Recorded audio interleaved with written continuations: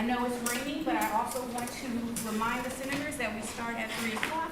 The sooner we get through this, the sooner we get to go home.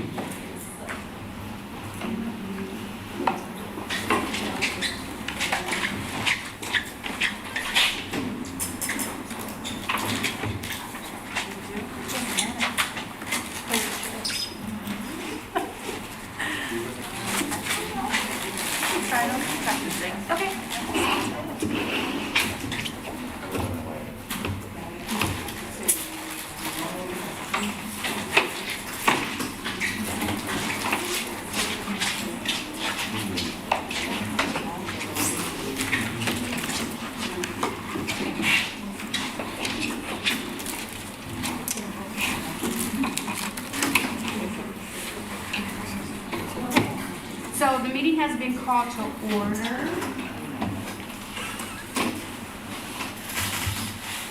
And we're going to start by reading our land acknowledgement, which goes as follows.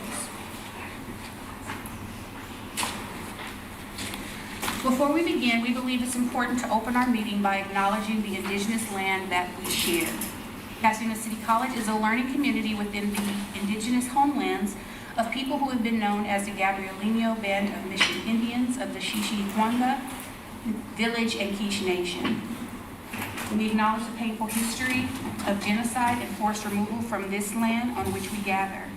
We honor all indigenous people past, present, and future, and their continued survival and contributions to our society. We also honor the legacy of the African diaspora and recognize that this country would not exist without the free enslaved labor of Black people. We share these acknowledgments to raise awareness about histories that are too often erased or forgotten. We recognize our place in this history and to affirm our commitment to social justice, systemic change, and anti-racism. Okay. Now, do we have any public comments? Ms. Eccleston?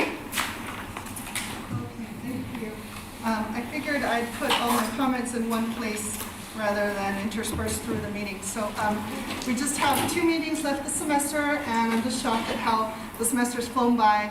In the name of transparency and to recap a few things, I'm hoping that we can find out the faculty senate breakdown.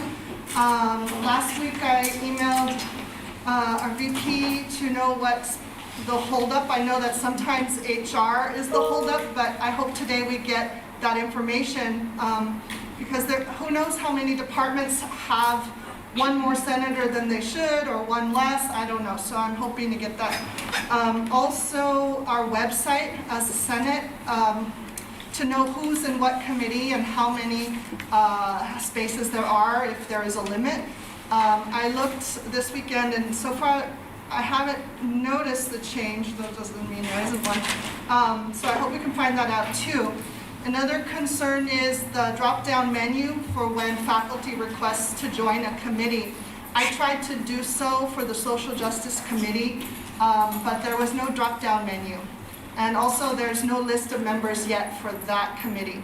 My name, I'll ask later why my name isn't there for joining the committee, but it would be good if, we update our website if we can. I think, likewise, we should have more transparency on faculty applying for hiring committee participation.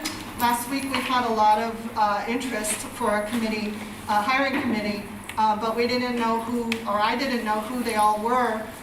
We should know why they want to join or see them, or why they're qualified, and not just see a list of names like we did last time. So that's it. I hope that we can see some of these changes. Thank you. Are there any other public comment? One more. And who is that son? Is Donovan Milroy here? and I will read it on his behalf. Hello. I would like to give a public comment at today's meeting on November 7th, 2022. I will be attending the meeting, but I'm emailing my name and what I will be saying as per the instructions on the website. What I will be saying is shown below. Hello everyone, my name is Donovan Milroy. I'm a second-year political science student here at PCC, and I'm also an associated student in Associated Students as the student government here on campus. Winter intersession may, at a glance, look like an unimportant 6 to 8 weeks at the end of the calendar year, a short period of time with little worth or influence on the other 45 odd weeks. However, getting rid of winter intersession creates a much farther reaching effect in the lives of the students beyond the 6 weeks. Winter intersession is vitally important to one of the key goals of Pasadena City College and the community college system as a whole, which is to prepare students to successfully graduate or transfer on time, a process dependent entirely on reaching the 60 units mark necessary to transfer to a school in the public California university system.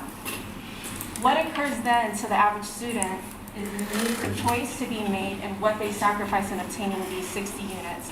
Choices revolving really around main ideas like GPA in units, working while in school, summer internships, and progress for your age.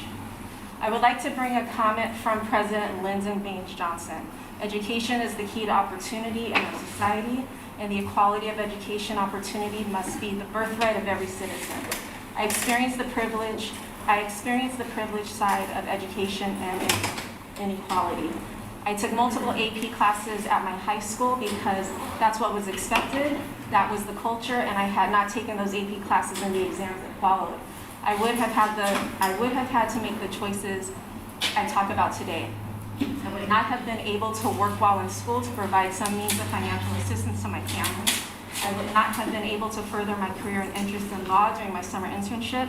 And on a very fundamental level, without those AP units, I would go into next semester knowing I would not reach the 60 units, so crucially needed for being able to progress on pace with fellow students my age. And just as I know I wouldn't be graduating without those AP classes, I know that there would be no winter intersession here to help me. Lastly, my experience without winter intersession is one filled with what ifs. But talking to students all over campus, the real effects of getting rid of winter intersession, culminating with colleges like Berkeley, changing their admission requirements, people have been pushed back years. Thank you. Kind regards, Donovan Milroy. That concludes the public comment. Okay, thank you. Next, we have the minutes from 10/24/22. Do I have a motion to approve? Shannon has a motion to approve. Do I have a second? Tracy, thank you. Are there any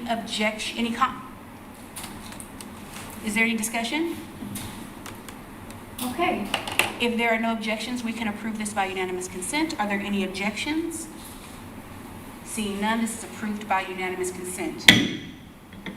Okay. Is the FA here? Okay.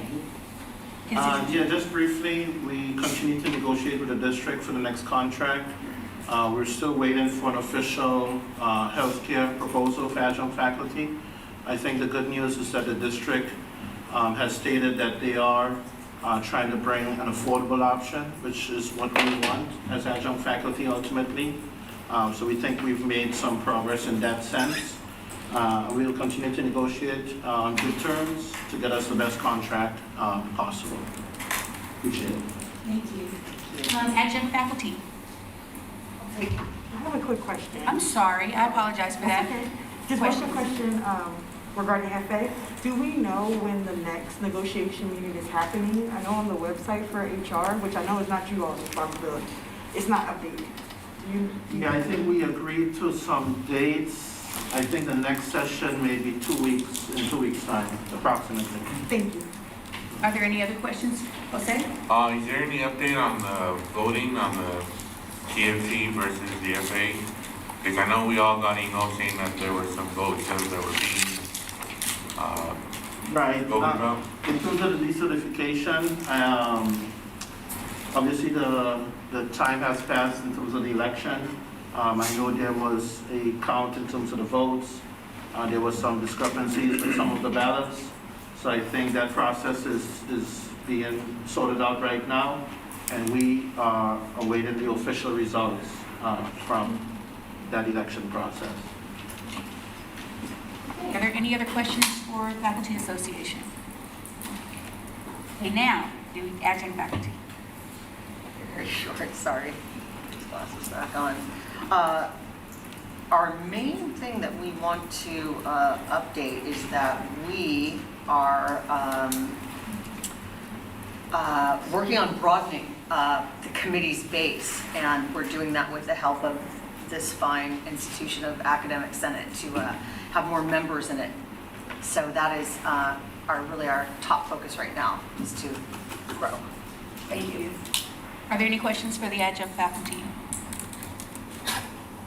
Okay. Classified Senate.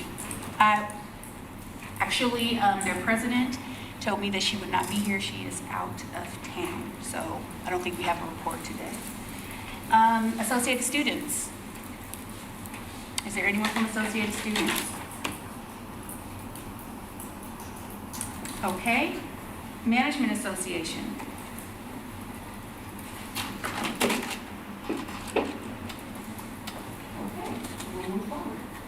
Onto our Academic Senate Officers Report, and the President's Report is as follows. The district will be reopening the application process for an additional 12 faculty positions. Divisions and departments are encouraged to apply once the process opens back up within the next week or two. More information will be given in the Faculty Hiring Priorities Committee's update and by Dr. Laura Ramirez in the instructional report. Also, Judy Benson will be retiring next month, and we will miss her, and however, we will be having refreshments next month that will give you more details as they emerge to celebrate her next chapter. We hope that all faculty will send her many congratulations on work well done. Yes, Judy. Okay, another announcement. It goes along with what Tracy was saying. The Adjunct Faculty Issues Committee is currently looking for additional members for the AFIC. We will be sending out a message out to all adjunct faculty via email. Should you have any detailed questions, please see Tracy or Catherine, and they may be able to answer that for you. Also, I was giving this reminder, and that is that as an Academic Senate senator, each senator represents their division or department. Our personal opinions do not override the consensus of those we represent. For example, if there are 40 members in your department, you are representing for them. Your personal opinion weighs only 1 out of 40 votes. I hope that makes sense, of your department division. Please keep this in mind when you're carrying out Academic Senate business. And that is the end of the President's report. Is there a Vice President's report? Yes. I'm sorry. asking. I apologize. Questions? Yes, those additional 12, that's total. I'm sorry? You said there's additional 12 faculty hiring. Yes, I'm going to give more detail in the report for faculty hiring. I was just wondering what that total was then, the 12 in addition to? 12, it actually is 11 in addition to 47 that were approved. And I'm going to talk a whole lot more about that with Dr. Ramirez. Thank you very much. No problem. Were there more questions? Yes. Hi, I have a question regarding Judy Benson's retirement. Is there any way for us to do like a card or anything electronically that we can all sign and provide, or We absolutely can, but seeing how she's watching us and listening to us on here, I didn't really want to say that here, but it does not need to be a surprise. we're gonna keep it on the hush, but we'll figure something. In fact, she said she didn't want anything, so even the refreshments was a stretch. Okay, yes, Jennifer. Hi, this is actually about something you mentioned last week, so it's a little delayed. Okay, my brain doesn't work like that when I try. I was just curious that I'm going to this conference before our next meeting about trauma-informed education. So you mentioned we're moving from trauma-aware to trauma-informed. And I was just kind of wondering is there any information on like, what does that process look like? Are we using a model? Are we just in the preliminary stages? We are in the preliminaries. A lot of people think that we're already trauma-informed, but we are not. We had a meeting in College Council where we talked about the difference between trauma-aware and trauma-informed, and we are in the trauma-aware stage, and we're going to be working towards getting past that. And as we get more information, I will definitely bring it back to the Senate, and we may even be able to have a training of our own. We like training teachers. So please remind me if I forget, but I'll do my best not to forget. Okay. Are there any other questions about the President's report? Okay, awesome. Vice President's report, I'm sorry, Ernest.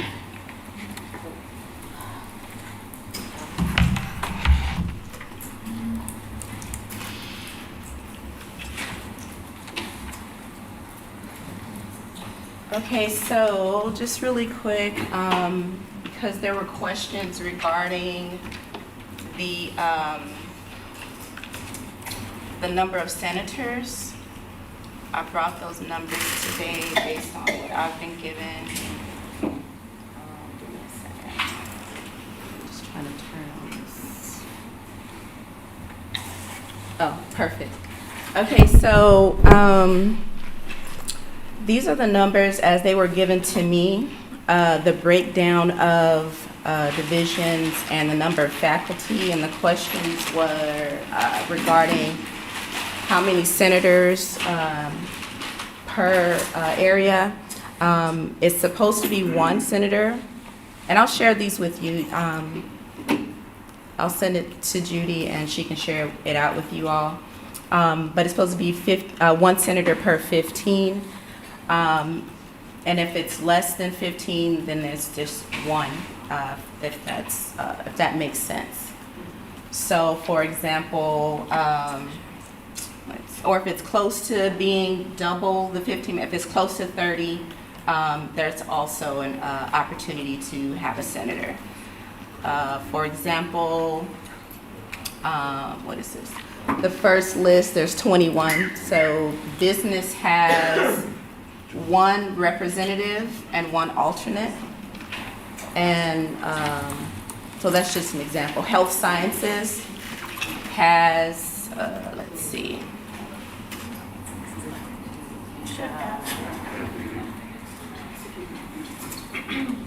Health sciences also has two representatives because they're close to the 30.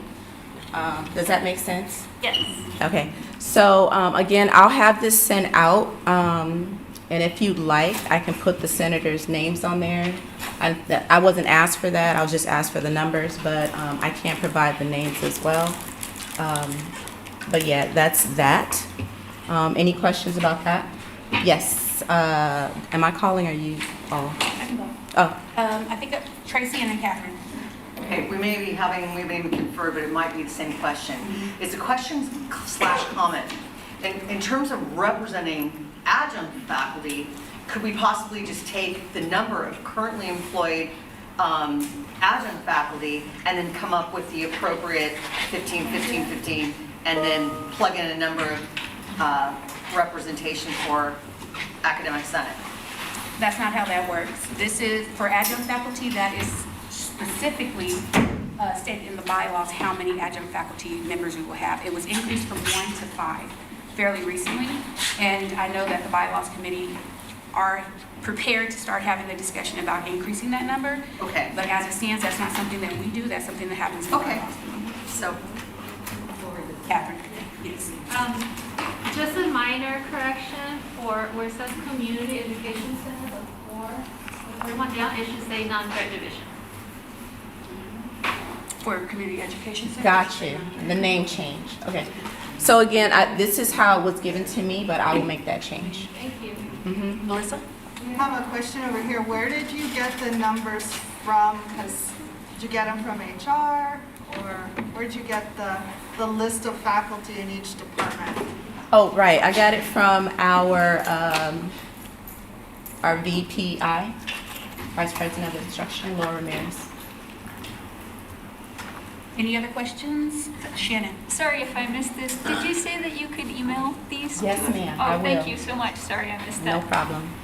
Yes, Mariah, did oh, you? go ahead, sorry. Mariah, did you have a question? Yeah, is there, so where that ratio is specified, where is that actually, like, is it in the contract, where is that specified in? It's in the bylaws, academic senate bylaws, which can be found on our website. Yeah. Yes. So the count, just for clarity, right, the count does not include adjunct faculty in our divisions? This is Full-time faculty. Okay. So I was gonna say, Melissa? Can you scroll so I can get the, I think Or was that that's it. oh, that's it. Yeah, nice and, Could we also make sure this gets recorded in our minutes somehow? Like, whatever you're gonna email us, that it goes into. you mean like as board the doc? attachment on the board docs? Yeah. Yes, ma'am, I can do that. Danielle? I'm just curious where the library faculty falls into this list. Right, so that would be under, band, sorry. Visual arts, media, and library. Yeah, the monitor's covering, so I can't see if it actually says library or not. It doesn't. Okay, are we still formally recognized together, like as that division, like where it says library? It is. It is, okay. Let me apologize. I have it, you can't see it, of course, from over there, but I have it on this copy. I just forgot to put it. No worries, and I was just curious, kind of similar question for the Success Center faculty that are working in the Success Centers. How are they put into that list? So the faculty, regardless of where they are, it's based on what division they fall under. So that's where they would be listed under. So like if they were in the Writing Center, they would be. If they're maybe with English, yeah. division, Yeah. okay. Mhm. I was If just that's their curious how division. that was represented. Okay, thank you. And again, apologize for the library. It's on my other copy. I forgot to put it there. But I'll make that correction. Appreciate it, thank you. Mhm. Yes, Shannon? I noticed that the specific wording in the bylaws says, one member shall be elected in each division for each 15 members of the division or a major fraction thereof. So specifically, would that mean that as long as there are 8, then that would be another senator, correct? Like 8 out of 15 is more than half, so. Yes, so those exceptions have been made. Like I said, for health sciences, they're not quite 30, but they have 2 representatives.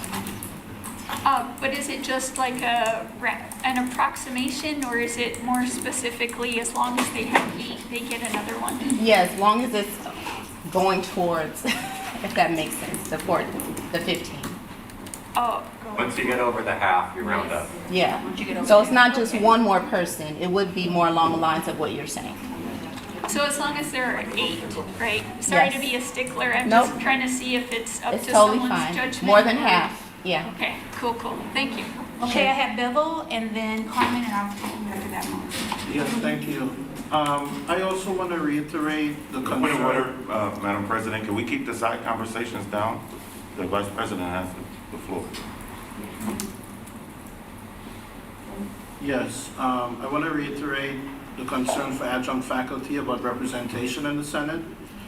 I think we have approximately 800 adjunct faculty. The fact that we only have 5 seats in the Senate is a huge concern. I'm not sure if we can invite the chair of the bylaws committee. I've had struggles getting the discussion started in the bylaws committee. I asked the chair to have it on the agenda for the last meeting, so I'm not sure if the discussion happened. And I'm not sure, as a Senate, at what point do we intervene and say, this is a serious concern, can we not have the discussion in the Senate and probably forward it to the bylaws committee and then bring it back for a vote? So again, in terms of representation, I think 5 to represent 800 adjunct faculty is extremely concerning. And if we can take some type of action, whether it's inviting the chair or following up with the bylaws committee, I think that would be a great step forward. Okay, next is Carmen. Just a quick question regarding if we have more detailed questions about the breakdown or the titles of each division, would you recommend that we reach out to everyone? or reach out Yeah, to you the can people reach out to me, that's fine. Or, I mean, the better person would be Dr. Amaris, because she has not to put you out there. Okay. But she has the breakdown of everyone in their division. Yeah. Thank you. Okay, Melissa? And I think a lot of us, maybe, I don't want to speak for everybody, but we might all have the same concern or question to see the breakdown as well. Could she just send it to you and you send it to all of us? So then she doesn't have to address 5 emails or 5 people? What did you want to see, everyone's name? Uh-huh. Oh, I don't know if is that public information or? I think it should be okay. I'm going to share a document that'll have a breakdown by discipline. And that's as much as I can share. Anything else should go through HR. Does discipline correspond to those divisions? All the disciplines under those divisions. Okay, next, Shannon? Oh, I just wanted to mention that I'm a new member of the bylaws committee, so I was at the last meeting, and we did very briefly discuss the issue of expanding the number of adjuncts. But then the chair, John Hanley, felt that it would be better to have another meeting that was specifically about adjunct issues, including that issue, and also giving voting rights to adjuncts. So I asked him if it would be possible to have that meeting within the fall semester, and he seemed to say, yes, we can do that. So hopefully that will happen soon. Thank you. Any other questions for our Vice President? Okay, thank you. Is there a Secretary's report? Yes. So the Academic Senate of California Community Colleges, the ASCCC, just had their fall plenary this past week. I was able to attend virtually on Thursday, and it was very informative. The Academic Senate state level provided updates on current resolutions as well as bills that they've been working on and have passed. Their next plenary is in the spring from April 20th to April 23rd. It will be offered in a hybrid model again, but it will be hosted in Burbank in spring. The Academic Senate Foundation, which is also state level, does provide scholarship opportunities. So if you are interested in being funded to attend through the ASF, I can provide all this information in a follow-up email. And one other thing I wanted to add is there is a statewide professional association called the FACCC, and they are having an adjunct faculty symposium on December 9th from 2 to 5 p.m. I do have all of these links, so I'll be sure to send a follow-up email to everyone so that you can share this information with your colleagues. Oh, one last thing, there are 2 sign-up sheets in the back for 2 titles that Judy Benson provided. I believe there's some copies being provided. That was supposed to be part of my president's report. I apologize. We are wanting to purchase books based on some people's recommendation, but also based on a need for the Senate. One is Robert's Rules for Dummies. If you are interested, there's a sign up for the Robert's Rules for Dummies. Please go ahead and sign up. And the other is the Third University. And Dr. Sheila Rose can tell you a little bit more about the Third University. It's a book that we've started reading on in the ASAC. Can you tell me a little bit about it? I can. Thank you. So a Third University is kind of a theory that is trying to consider how predominantly white institutions, universities, community colleges can reinvent themselves in a way that is addressing structural racism. And so the author, who goes by Law Paperson, is a professor, I think, of ethnic studies at UC San Diego. And it's a slim volume. It's only about 70 or 80 pages, but it's very kind of like theoretical and really conceptualizes what we can do as an institution in order to truly embrace liberatory education and social justice. So if you are, thank you. So if you are interested in having a copy of that book, please sign up on the other sign-in sheet and we will purchase that book for you. Okay, and that brings us to, were there any questions for our secretary? Okay, that brings us to our treasurer's report. Dr. Rose? Okay, I'm gonna see if this is letting me sign in. Yay. So,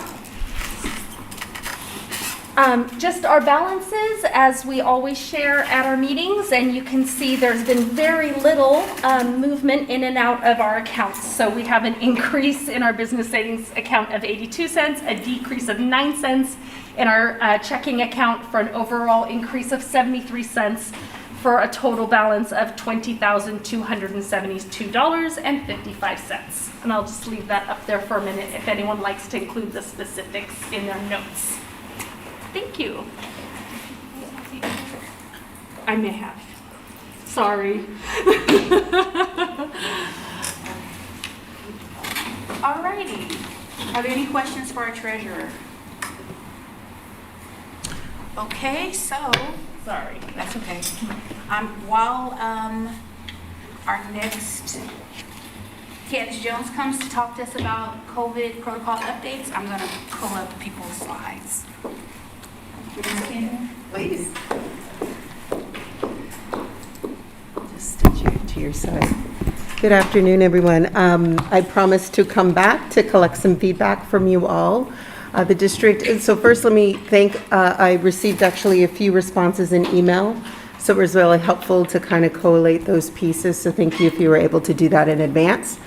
The district is moving towards the recommendation to remove indoor masking, which aligns with the city of Pasadena as well as LA County. Now, I think last month, the CDC reported that LA County is in its lowest transmissions rates for COVID, and so the district has regularly mirrored its policies with particularly the city of Pasadena's guidelines, and so we're working to do that. But in all of those pieces, it was just really important that we reach out to each of the constituent groups and just receive some feedback, so to provide some additional context if need be. And so I'm hopeful many of you have had an opportunity to do that, and if so, would mind sharing those, and I'll just take notes. Thank you, ma'am. On what you would like me to share. Yes, ma'am. If you wouldn't mind just letting me know who you represent, and then I'll take the notes. Absolutely. So I'm from Social Sciences Division. I heard from faculty, and I chatted with some students about it as well, more informally.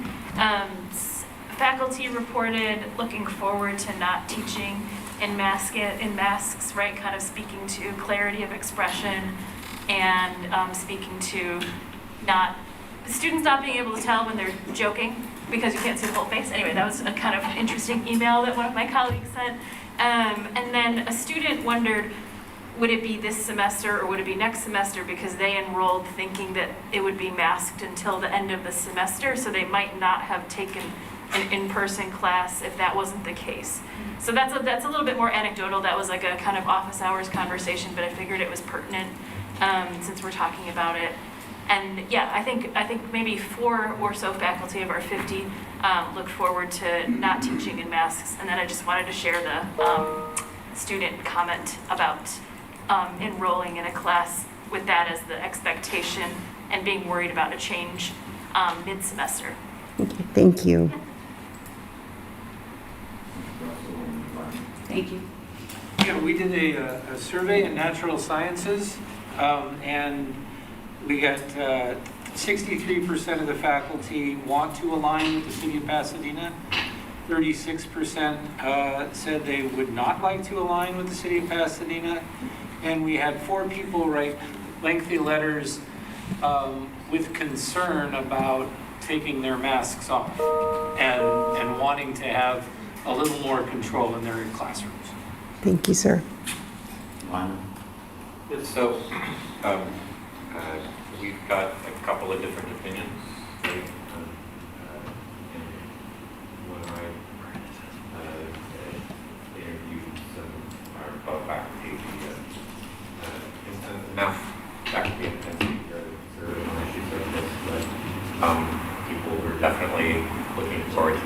masks.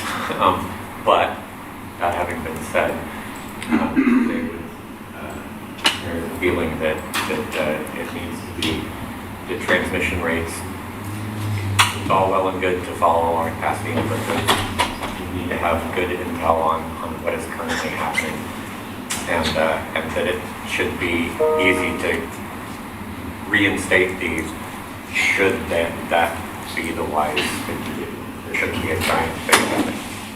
Thank you. Melissa and Catherine. Okay, I heard from a professor in non-credit. She says that, and I'll email this to you because it's a little long, but I'll just want to summarize. She said that she wanted to make a comment about both masking and vaccine mandates. She says that it clearly stands in the way of student success and participation, in particular the vaccine mandate, and is much less protective than it used to be, since the bar is only primary vaccination, not any of the boosters that were applicable before this fall, and not the bivalent booster that's available now. She said that unvaccinated persons have already had 1, 2, or more COVID illnesses along the way. And then masking, on the other hand, is a proven non-pharmacological intervention that reduces not only COVID, but also influenza and RSV. Since people can have 1, 2, or all of these respiratory illnesses at the same time, which further increases the risk of a bad outcome. Yes. We need a motion to extend. Extend by 5 minutes. Okay, Bevel, extend by 5 minutes. Do I have a second? Dr. Stevens has a second. Are there any objections? Seeing no objections, we can approve this by unanimous consent. 5 more minutes. And she just says if the administration does not want to mandate masking inside PCC, she recommends that they convincingly stress that continued masking is a proven benefit for their respiratory illnesses when they're on the upswing, particularly. Thank you. Okay, next, Catherine. Thank you. So from the Adjunct Faculty Issues Committee, we got some feedback. Some people said, it's fine to align with the City of Pasadena. However, there is other concerns suggesting that we leave it up to each instructor because certain instructors may be immunocompromised or have issues like that. And also, there's the issue of some of us have to get really close to the students. And without masking, we could pass it, get sick. And so maybe that could be an option, leaving up to each instructor, each professor, whether they want to enforce masking or not is what we heard from the Faculty Issues Committee. Karen? From the kinesiology, health, and athletics, everyone who responded to the poll was for no masking mandates and then for it to be optional. Okay. Mariah? For business department, we did a survey. 86% was in favor of aligning with the district. About 13% was in favor of keeping the mask mandate, and with some special circumstances that instructors should have the option to request masks in their classroom, and that requirement should be in the scheduled classes. Did you say 86%? 86%. Okay, thank you. Anyone else? Yes, Anna. So the associated students have been informally serving around campus for the past week, and we've seen that it's very divided among students, but more importantly, students want to keep the protocol, whether it's to have it or to not have it, for the entire semester, because eliminating it like in between or like any time that's not mentioned previously is really confusing for students. But yeah, that's it. I'll be there on Wednesday, too. Yeah. Okay, I saw another hand. Danielle. I just had one piece of feedback in regards to providing service to students at point of need, that if the mask mandate was lifted, that if the student was seeking a face-to-face, like one-on-one support, that they could be, if the preference was of the professor to have the mask, that they could ask them to mask. Maybe not like you have to do it or you don't get service, not like that, but just as a preference to, it's okay to ask a student, it's my preference for you to be masked if we're working one-on-one. So that was one thing I had heard from somebody, but I did hear a mix of answers in terms of aligning with the health department and then also with keeping masking. And then on a separate note, I kind of had a question related to illness. When someone visibly is ill and is visibly showing symptoms like, really runny nose, a very bad cough, something like that, where it's very clear that they're currently present at school when they're sick, what is the appropriate thing to do when you're trying to maintain your own safety but still provide service? So it's more of a question, not necessarily needing to be answered in this time and venue, but just a consideration for when this comes up, if the mask mandate's lifted, because right now we're within our ability to ask someone to mask, but when this is lifted, maybe just some support or coaching for those of us who work one-on-one with people. Thank you.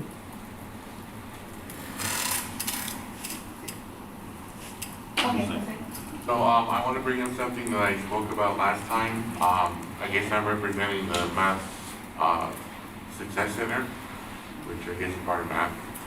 We're getting an influx of students in the center. Sometimes we have close to maybe 30, 40 students in the center. And it's very hard to kind of maintain that mask policy with the staff that we have. We have students that, we have signs everywhere, but it's hard to maintain that policy with the amount of students in there. And so we think that the mask policy should be up to the students, whether they want to or not have it. I don't know if the other success centers are having the same issue. I don't want to represent them, but I just want to represent our center. Thank you. Yes, Douglas. I told CTE Let me stop you right there. I need another motion to extend. I see Tracy as a first, Lyman as a second. Any discussion or objections? Seeing none, this is our last extension for 5 minutes. I told the CTE department and I had zero opposition to just mirroring whatever Pasadena did. Thank you. Yes, to provide some data from our email exchange, just the small area where I'm in direct contact with my students. I teach 3 yoga classes. By the way, that's kind of an intense movement class. It's not restorative. 90% overwhelmingly voted students to end forced masking. So I said I would bring their voices today to this meeting to share with you. Thank you. You might also recommend that they share that information with associated students. I will do that. I will do that. If there's a little difference of opinion there. Point of clarity, did you say 90% or not? 90% voted to end the mandatory masking Didn't hear it on campus. Yeah, I just want to make sure I'm super clear on that. Dr. Stevens? I'll just do a brief summary because I did already email it out as well as amongst my division. So in summary, my division agreed that there should be mask mandates. In our division, we include health services, personal counseling, DSPS, veterans, things of that nature.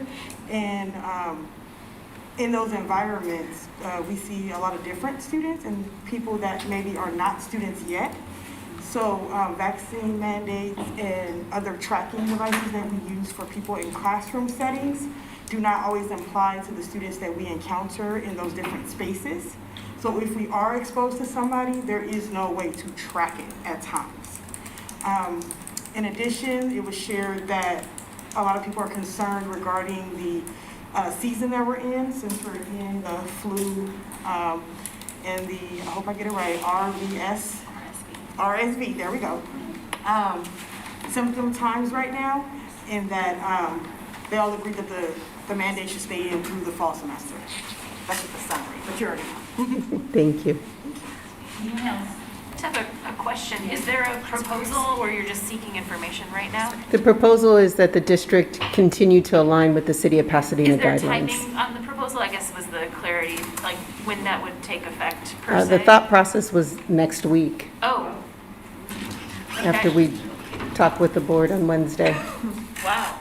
But we've heard some new ideas, so we'll make sure that that's provided as a part of the context. Yeah, I just wasn't aware of the time. Thank you. Are there any other questions? Okay, thank you, Candace. Thank you. Next, we have Dr. Oliva with a student services update.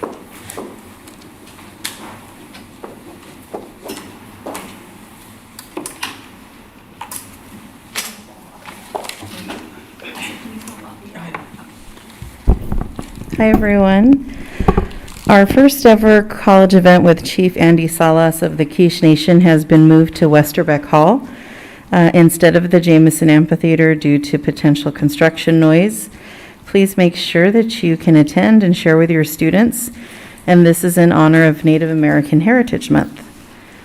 I also wanted to let you know that we will be awarding a little less than $10 million in federal CARES funds to around 14,000 students. These funds went out this week, and students should expect to see it in their accounts next week. So just in case students are sharing with you they're experiencing some financial challenges, there's some relief on the way. This is transfer month, and we have extended hours. I wanted to let you know, if you could share with students, please, that the transfer center is open every Saturday this month, and on Sundays we're available virtually. So we also know that students like to get some of the things done virtually, so please direct them to the transfer center website, and that'll help our students access the support they need so they get their applications into the CSU and the UC system by November 30th. Veterans Day is this Thursday at the Memorial Wall at noon. We hope you will join us to honor our student veterans. And I was hoping to ask the committee that's been established in the Academic Senate. We created this, I think, around 4 or 5 years ago, a committee to help us address students with low-income needs. If you would, please take into consideration supporting our Family Resource Center. We're in need of wipes and diapers. And then I wanted to remind you that on November 14th, we start registration for spring semester. And then also, on December 1st, we'll be bringing around 900 high school seniors here from local schools for our monthly Student Services Resource Fair. So you might see a lot of students that day. That's hopefully our future students for next fall. And we're excited to bring them here. And then we're also processing fall graduation information for students, and Dr. Miriam Altunji, our Dean of Enrollment Services, has all the information that you need. And then tomorrow, you'll see probably in the social media today, if you follow it, I've accepted the presidency at Fullerton College, and will be here until probably mid-December. Dr. Eric Andrajonis will post my position probably by the end of the week. So we'll have somebody who will be in place hopefully as soon as possible. And then just an update, the Dean of Student Services and the Dean of Special Support Programs, those will be posted after a new person is in place. Thank you very much.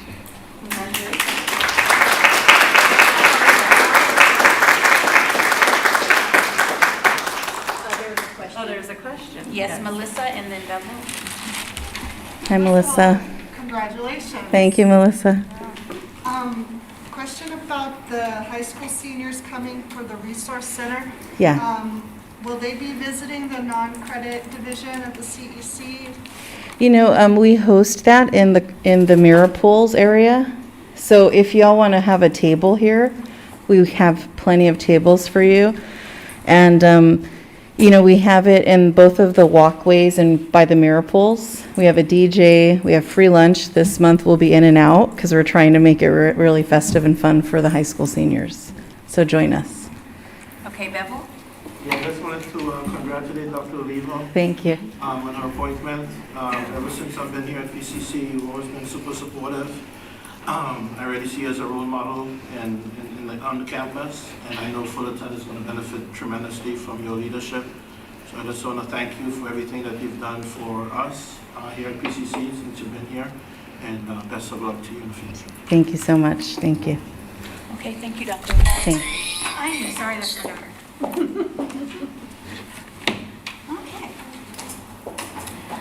Okay. Okay, next we have a presentation from the non-credit division. It was requested by one of our senators, so I'm going to give the floor to Carolyn and Liliana.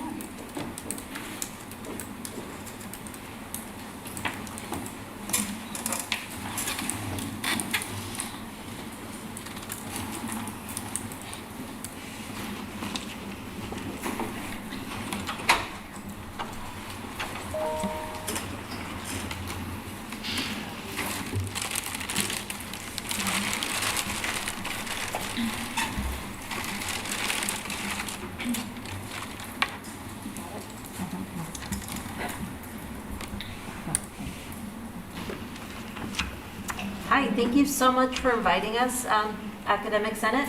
My name is Liliana Martinez Kaufman, and I'm the chair of Adult Basic Education, our Adult High School Diploma and GED programs.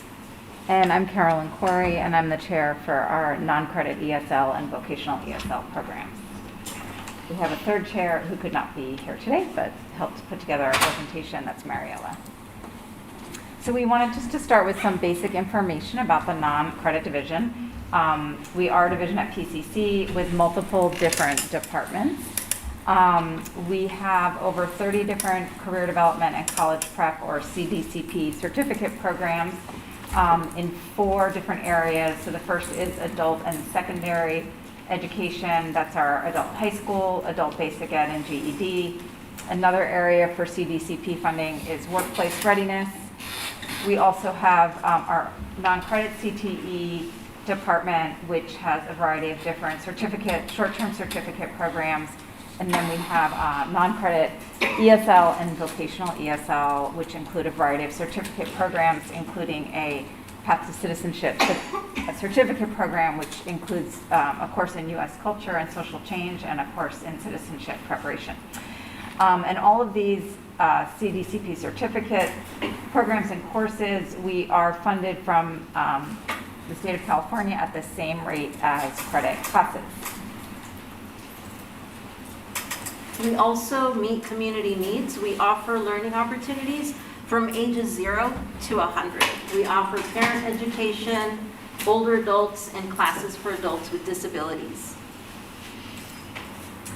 All of our classes are tuition free, and we offer classes not only at the Foothill campus of PCC, which is also known as the Community Education Center or the CEC, but we also work in partnership with other government and community-based organizations to offer classes at their locations.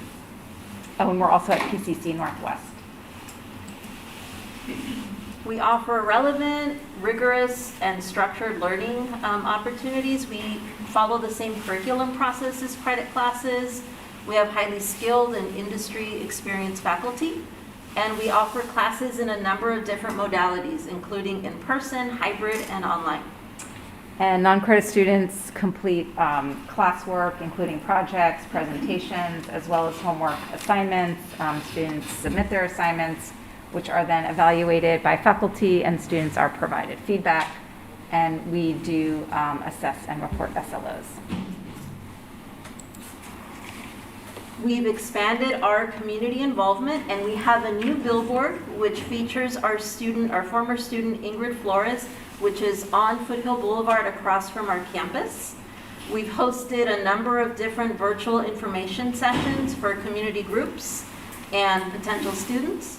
We've reopened classes at off-site locations, participated in campus and community events, restarted volunteer opportunities, and we've hosted some employer information sessions to help our students find jobs. Importantly, we also held our first adult high school diploma graduation since the pandemic. We did that June of this year.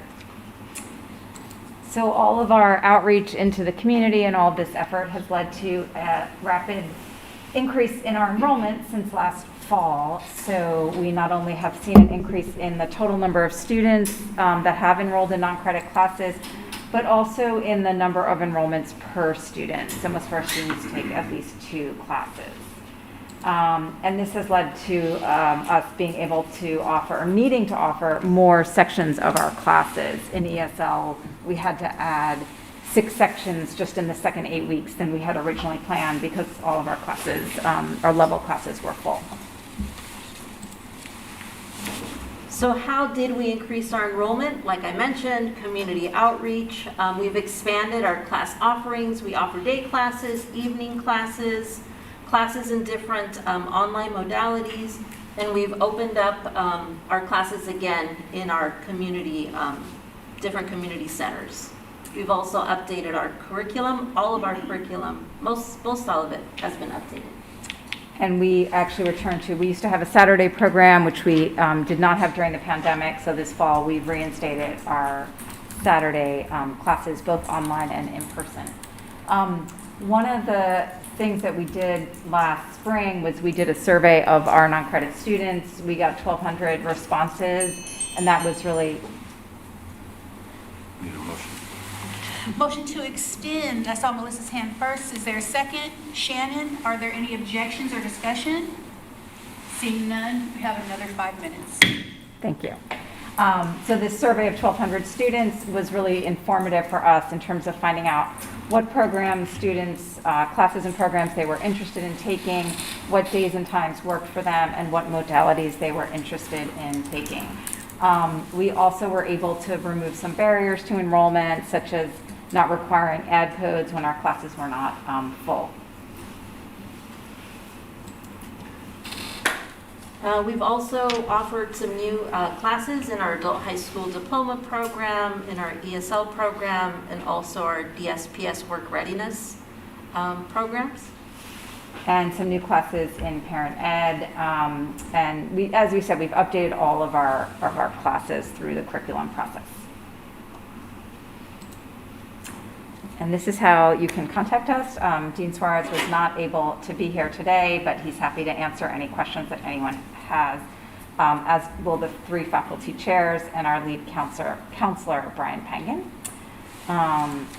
And these are some links. I don't know if this PowerPoint can be sent out to all the senators, but if so, that would be great. And then there's links here to find out more information about our different departments. And if you guys have any questions for us, we're happy to answer them. You can send it to Judy Benson, and she will get it out to all of our senators. Okay, super. Thank you. Yes, Lyman. Just wondering, which classes are the most popular? What are the largest enrollments in? What is it that students are primarily taking? I would say the majority of our students are in the ESL department, and that's probably where our largest classes are right now. Our folks that are trying to improve their English skills, whether it's for looking for a job, whether it's for moving into higher education, or whether it's just for community involvement, supporting their children, life skills. Jose? You mentioned getting rid of barriers, and one of them was you don't require ad codes after the class is full. No, sorry, the reverse. So if a class is not full, the ad code, for a while, students had to get an ad code even if the class was not. After the class has started. Right, after the classes started. Because we have open, I didn't mention that, but we are open entry, open exit. It is open enrollment. So students can enroll throughout the term. And so students having to ask for an ad code was just another, one more step that they had to take. If the class is full, they still need to request an ad code. And then are there any other barriers you can mention that you have gotten rid of? Or is that the only one? We are working on also trying to reduce some of the application questions that don't apply for non-credit students is another issue, because it's a lot for students to have to do the CCC apply plus the PCC application. Making sure that things are translated into multiple languages for our lower level ESL students. Having an orientation session when students come in initially to do their placement testing for ESL. So those are some of the areas that we're working on increasing our access. We also added, some of our classes, for example, in the high school program are graded, but most of our classes are pass or no pass.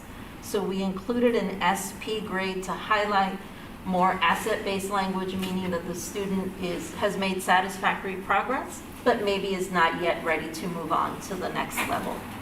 So that's a recent change that we made this semester. Awesome. One last question. You guys offer in-person and online classes, right? Yes. Do you guys know the ratio of how many versus the other? So in ESL, it's about 50-50. And again, that was based on the results from our student survey. And I would say that the in-person are filling up at a slightly higher rate than the online. But it's been fairly even. We felt like that was a good choice. So we'll offer like the same class, like ESL level 1A at 9 in the morning. There's one section online, there's one in person. In the evening, one section online and one in person, and they're both filling. So, like I said, a slightly higher rate of fill for the, and again, this is just for ESL, but for the in-person classes at this moment. And the times range from like early morning to late night, just like us? Yes, yep. And then Friday, just morning, and Saturday, just morning. And for our high school classes, the opposite is true. Our hybrid classes tend to fill more than the in-person classes. Any other questions? Yes, Melissa? Thank you for being here, and thank you also, President Lopez, for having them on the agenda today. I will need a motion to approve by 5 minutes? By 5 minutes. Second? Yeah, okay, I'm sorry, motion to approve by Jose, second by Catherine. Are there any objections? Seeing none, motion is approved. 5 minutes. Just want to make maybe a correction, or just to dispel any thoughts about credit versus non-credit. I've taught now in both areas, and the non-credit area is just as vigorous as, or rigorous and vigorous, that's the right word. I teach English, sorry, it's a long day. As the credit area. In ESL, we grade papers, we look at their writing, we give them feedback. There are 30 students in one class in ESL, non-credit, but in credit, it's 25. So we do the same thing in ESL, but in different, there's different courses there, not just ESL, as we've heard. I also want to let everybody know that teaching there, for full-timers, we're expected to teach 25 hours a week. And we're not, we're only expected to do and compensated for, as part of our salary, 4 shared governance hours a week instead of 5.5. So that might explain why a lot of non-credit faculty may not be able to participate as much. I don't know. But this was new to me, and also we only are compensated for offering our students 4 hours of office hours every week. So it's not really equitable. Another thing that's not equitable is that, well, we're paid the same, which is good, but we're working more. Part-time faculty, they're also less paid over there. They're in a completely different pay scale. So I just wanted to let you guys know that. It's a great place, and it's a great service to students in the community. And yeah, if you have students that you're not sure, where to send them, you can send them there. Come on in. And also, I also thought before I got there that, the students, they're not going to be, worried about their grades, so therefore they're not going to come. Oh no, they come. They're really good students, at least in the classes that I've been in. So send them over. Any other questions? Thank you so much for being here. Thank you, guys. Okay, and next we have the Faculty Hiring Priorities Committee update by Dr. Gina Lopez. Here she is. She's coming. Thank you. Oh, and I'm sorry, thank you. I'll pass the gavel over to the Vice President. Oh no, did I get closed out again? Give me a moment.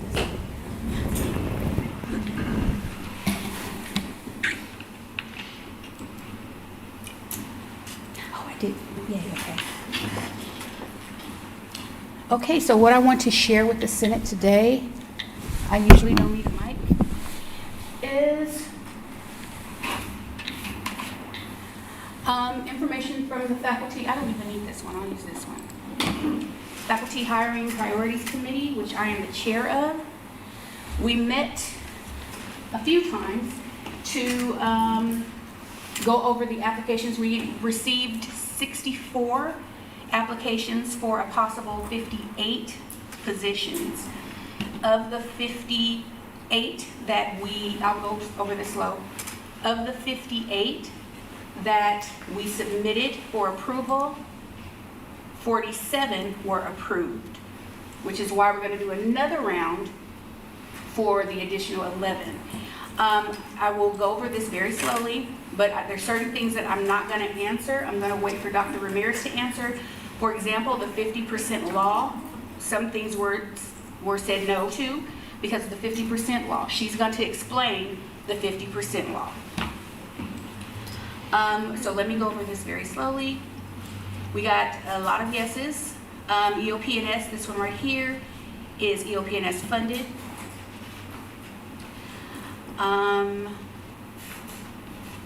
For this position, the FTE was very low. So we got a no on this one. You can't really You guys can, I can see it, I'm right here. Sure, absolutely, if I can figure it out. Right at the top. There's a plus. Oh, you mean this? Yeah. Yes. Okay. Is that better? Yes. Okay, sorry, my bad. So I didn't have this sooner to send it out to you, but I will send it out after this meeting because it hasn't been announced to the campus. Go ahead and take your pictures, but I A will. little bigger, some people said they can't see, like to 150, I think, I don't know. There, that's 150. Is that better? That's good. Okay. Let me see, I'm just trying to get it all in one frame, but you know, that's. Click the hamburger, it might close. Click the hamburger. There you go, thank you. Just so you know, that's the hamburger and that's the hot dog. I didn't know that Armenia taught me that. Where's the hot dog? The hot dog is right here. Okay, so these are our yeses. I'm gonna go slow. Again, I will send this out to you.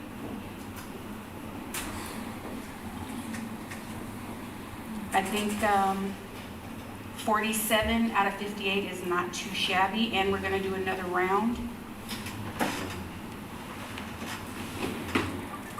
What the president did do, instead of making these counseling positions specific to different career communities, she left it open so that counseling could define the need that they had for that department.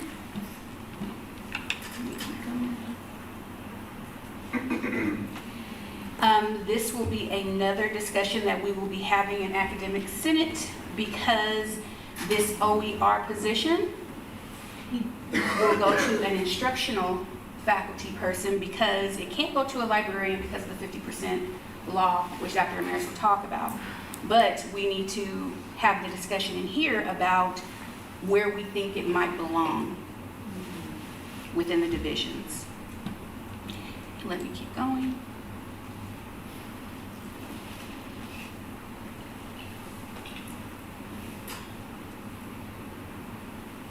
Another thing the president said, if you notice these, right here, she approved this position, but only if it is music appreciation specifically.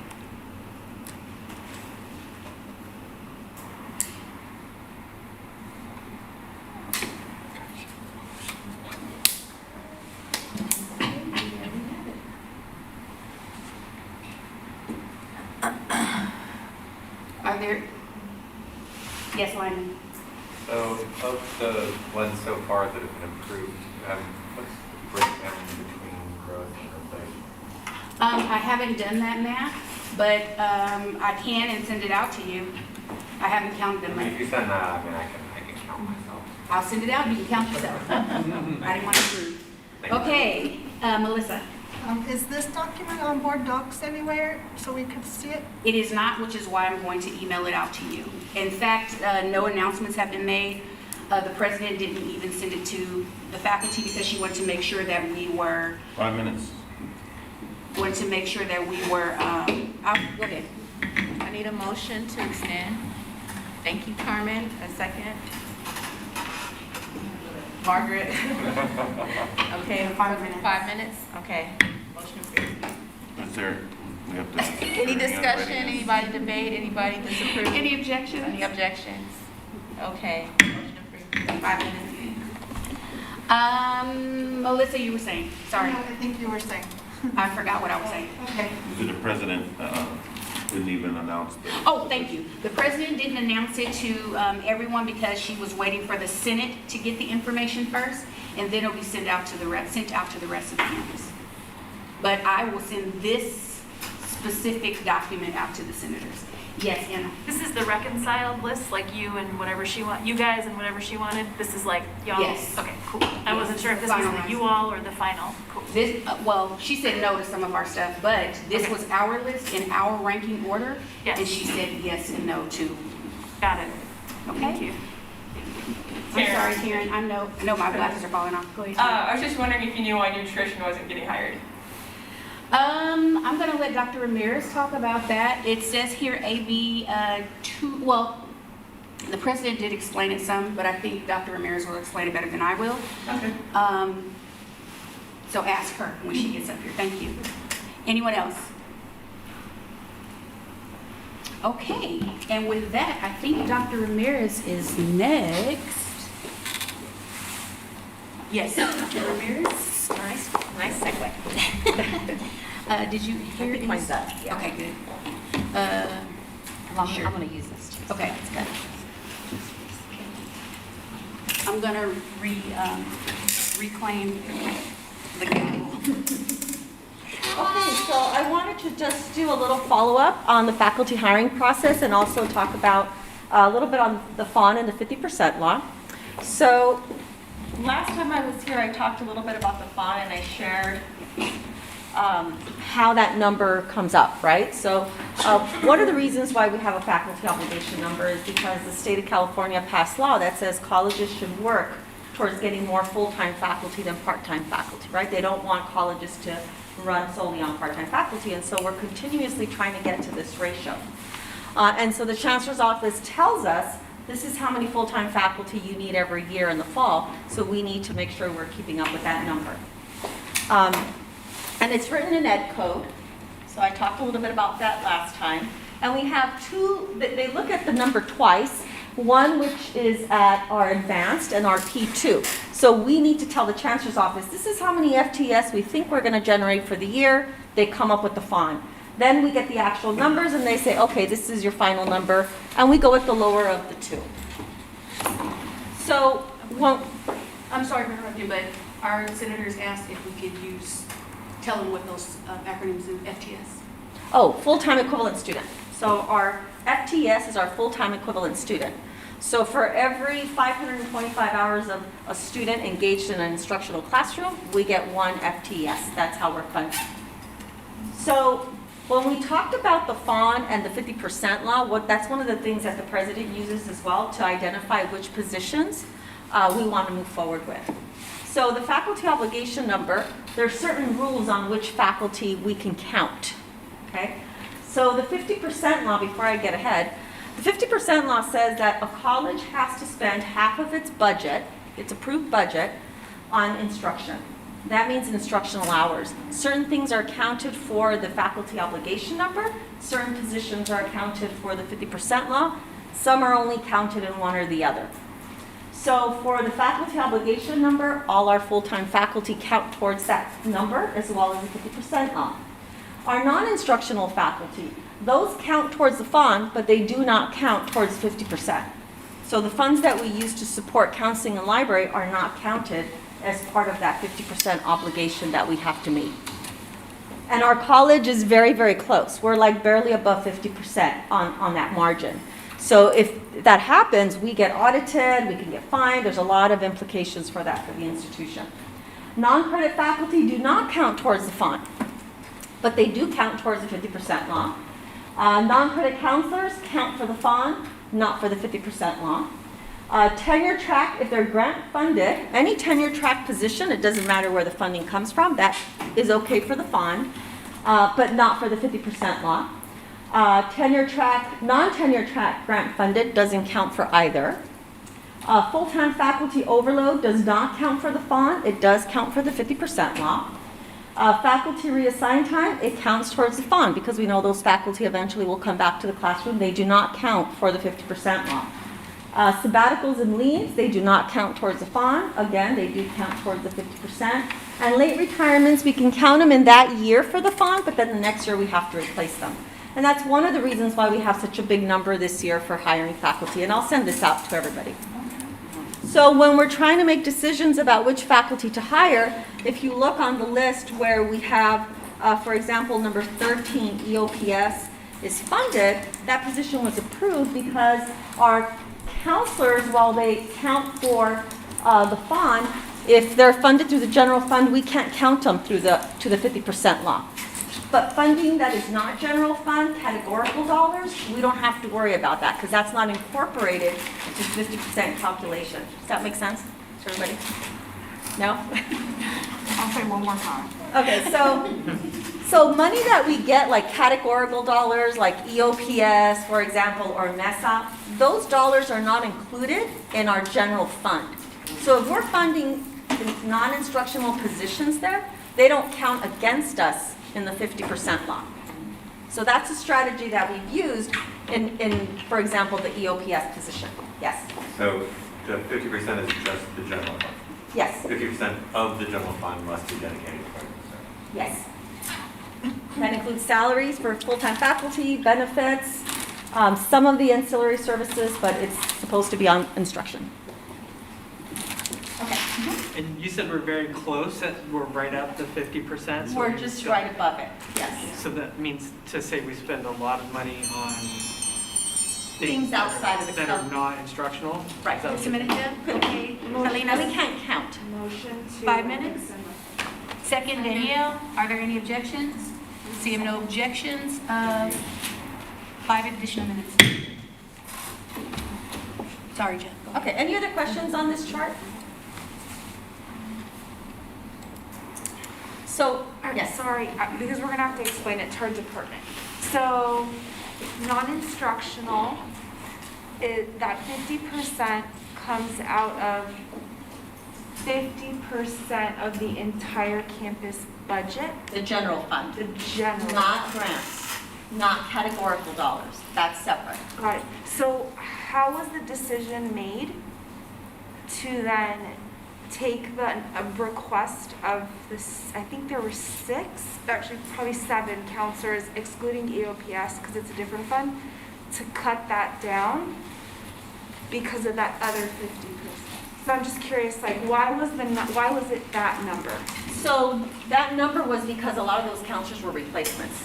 So we already have them accounted for in our budget. So so since we haven't received it yet, because I know Dr. Lopez just received it, so we're not growing counselor, like, was based off of that, are we just doing replacements for counselors and not growing? They're replacements.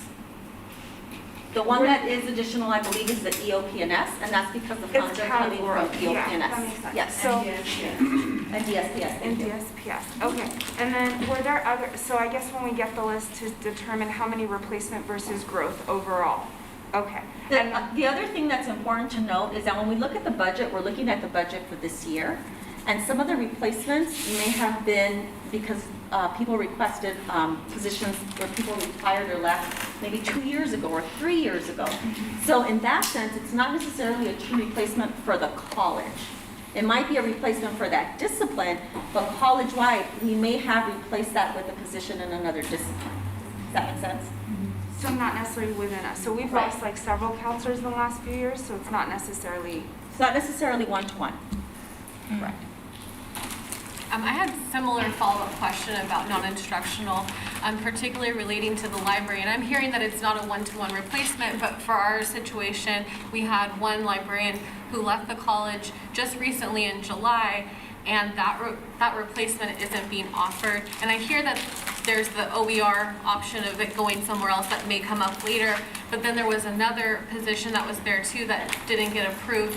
And I'm just curious about 50% where that person was accounted for up to that July, and then we're here a few months later and now there's not room for that person. So my question more relates to the 50% inclusion. So up to July, that position was included, and here we are 3 months later, and now all of a sudden we don't have that position anymore or that room to include them within that 50%. So where did that go? So that's why it's not a one-to-one necessarily for the discipline.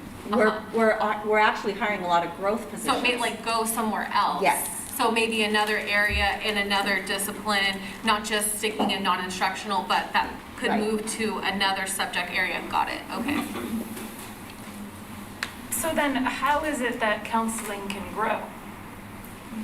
That's my question. So like, that's something we talk about year after year, is that the ratio of students to counselors is deplorable at PCC. So how is it that we can make a case to grow that if it's, you know, we're monkeying around with all these numbers and stuff, and it just seems like enrollment is down, but we're hiring a lot of, you know what I'm saying? Like, it's kind of like this, the picture is very foggy. And that it is very challenging, and know that it's not just PCC that's in this predicament, it's across the state.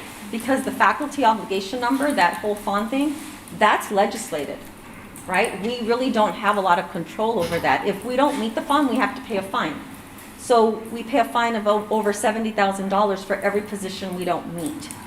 That doesn't make sense. The president's not interested in doing that, never has been. So that is a problem as far as counseling not counting for the 50%. Who has decided what counts and doesn't count? Like, I don't quite. This is all legislated. This is all ed code. Okay. So is there a way that? So the counseling, non-instructional faculty do count towards the fund. They don't count towards 50%. I see that, but I guess, like, is there an answer to my question? Like, how can counseling grow? What is the pathway through which we can hire the counselors that we need? So I think one way is we do use categorical dollars, and that is why the state actually gives a lot of money to the colleges outside of the general fund, right? We have SEEP dollars, we have CAPE dollars, we have ABE dollars, we have lottery dollars, for example. That's meant to support instruction. So it's not just on the instructional side, it's also on things like equipment, capital outlay. All those funds come from the state, knowing that this is challenging for all our colleges to navigate. Okay, I need a motion to extend Dr. Stevens and Aaron, sorry. Taryn is a second by 5 minutes? 5 minutes. Okay, are there any objections? Discussion? Seeing none. This is our last extension, 5 minutes. So we do have a lot of counselors, or some counselors that are funded through categorical dollars. So that's the only way it would grow, is the answer? Not necessarily. Okay, I think this year we're also in we are at odds with the 50% law. So as things change for the college financially, that may be the time where we're going to be able to invest in more counselors funded through the general fund. Okay, Taryn? Before we run out of time, I just wanted to know, you were able to answer my question of why the nutrition faculty wasn't hired. Yes, so the other state legislation that has passed is AB 928. So for those of you that are not aware, AB 928 is meant to remove Area E from the California IGETC pathway. To have one pathway for both the Cal States and the UCs, which means kinesiology, health, nutrition, those classes will no longer be part of a student's transfer plan. And so until that gets resolved, we need to see what happens with enrollments in that discipline, because it may change dramatically for kinesiology, health, and all of the lifelong learning courses under Area E. Does that go with nutrition, or is that just kinesiology and health? Everything under Area E. So it includes nutrition, yes, health, PE. Okay, Melissa? I had a similar question to counseling for non-credit. Does that also apply? You said with non-credit, we don't count toward fund, but we do count toward 50%. So how does non-credit grow? Well, a lot of it has to do with enrollment, and on that case as well, right? So one of the things we saw, for example, on the credit side is that the enrollment was just not there. We couldn't support full-time faculty. However, on the non-credit side, we've had growth this semester. So part of it is growth. We need to show demand. In terms of hiring new faculty at PCC, not transfers. Yeah, again, we need to show enrollment, demand, and also it has to do with where the college is fiscally, right? Where how close we are to the 50% law, that's going to have an impact as well on the decision. Carmen, and then I got you. I had a question regarding, is our college actively seeking more categorical funding to be able to hire more non-instructional? So a lot of the categorical funding, again, is mandated through legislation. In some cases, it's formulary. So for example, MESA, right? MESA used to be a very small allocation. We'd only get about $70,000. The state found money. Now it increased substantially. We're now closer to $200,000. In some cases, it depends on what the budget is at the state. In other cases, it has to do with your numbers and enrollment. So for example, Perkins, right? Perkins dollars are formulary in that it's based on how many students you service, right? How many programs you have under your CTE umbrella. So it depends on the legislation and how the numbers or the calculation is determined for identifying dollars for categoricals. Got it. And then follow up to that, this is the last part. The funding that we were gifted, are we able to tap into any of that to do any of the non-instructional hires and support? Are you talking about the Community Excellence Grant dollars? I'm talking about the, what was it, 30 million? Yeah, the community. So those right now are based on grant proposals. So there's a number of faculty that I have met with that have had ideas. I send them there for things that we can't fund through the general fund. But things that are funded outside of the general fund for this purpose isn't going to count towards the 50% lot. So it's not going to help us on that side. So you can put a proposal in. Every year the needs or the mission, the goals, vision for those dollars may change. But typically that's not how you want to fund faculty, right? Exactly. You want to have them on a categorical that we know is going to be here for a while because it's legislated, or the general fund. So the other piece of... I was curious about the categorical funding. I heard you say that it was used to help support counselors and getting positions. And I've seen this at other colleges, but yet to see at PCC that categorical funding used for the librarians to either support an area like MESA or even just a more generalist like Title V librarian that can help supplement this library services. Has that been a consideration since we've been impacted by the 50% with our two positions we put forward? So I think, like I mentioned, the DSPS position, they have funds to support it, so they're going to be able to use it.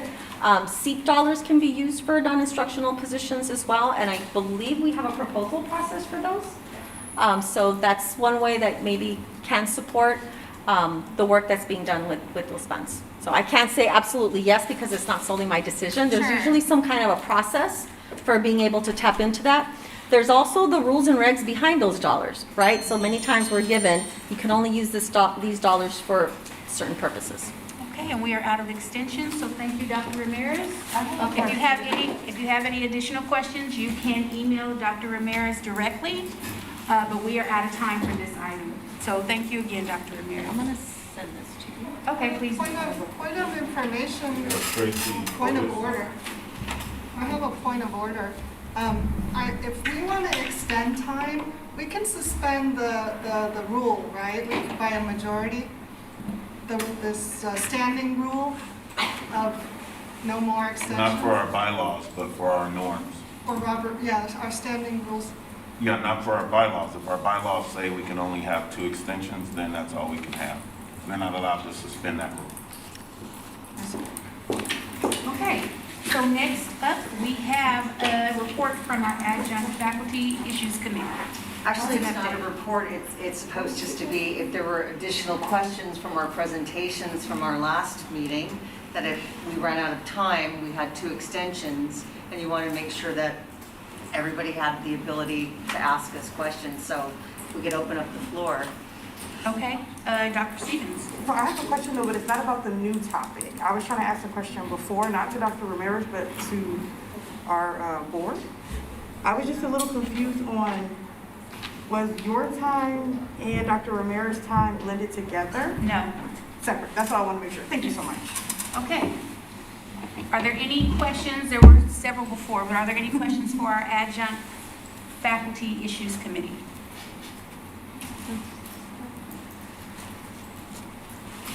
Okay, well, that was easy.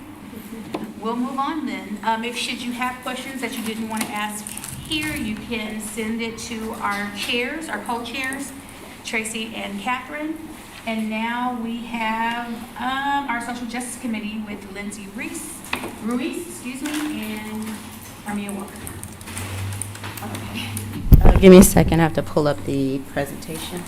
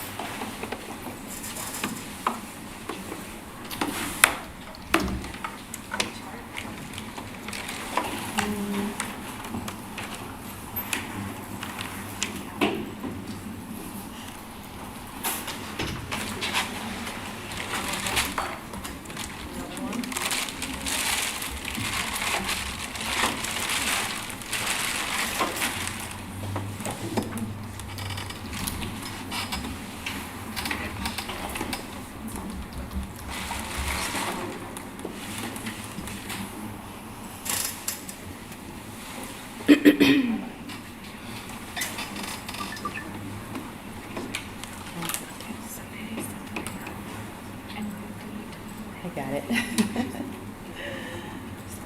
Just getting through all this stuff. There we go. Okay, this is a very brief presentation.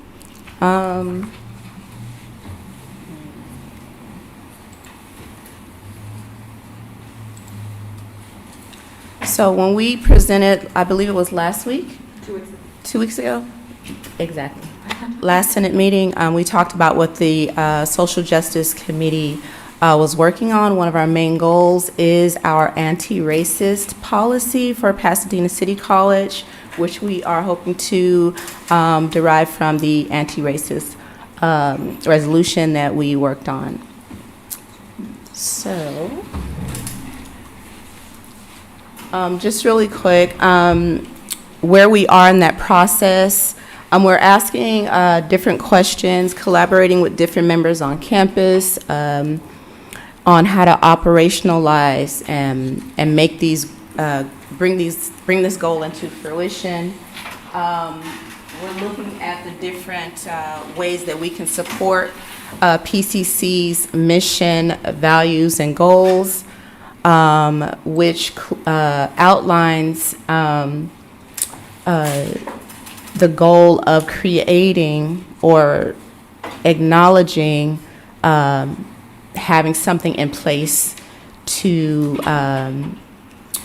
counter racism on campus. And you all can read that at your leisure. But it talks about in the social justice area and other areas that anti-racism is a goal for the campus. We're looking at existing policies at different colleges to make sure, what we're creating is something that is doable. We want it to have some teeth to it. We want to make sure that it's used to shape any, decisions that are made on campus. And we're also trying to figure out who's going to be responsible for enforcing, I hate to say enforcing, but putting that policy into practice. All right, so in terms of the timeline, we're looking to finish our draft before the end of the semester. So for our next few meetings for the rest of the semester, we're working together to actually draft both the AP and the BP. And then we'll share it with Carrie Bolin, leave it with her for a couple weeks, and then meet with her for some feedback on it. And then at that point, we will then meet with the institutional effectiveness area for research with EdCode to make sure that we're compliant with EdCode as well. And that means by January or February, so in the spring, to start taking it through the shared governance process. And that includes here, through classified senate, through associated students, that would go through 2 reads each. At each of those places, we would also share it with the management association. And then at that point, it would go to the college council, hopefully by March. And then it would go to the board and become policy if voted in. So that's our timeline. That's what we're looking for. And then lastly, we want to just let everyone know that we are in line with the Academic Senate governing body, our overarching body. They have in their executive summary They've included recommendations about anti-racism wording and policies for every level of decision-making on campus, including our individual selves, our local academic senate, the district, and our board of governors.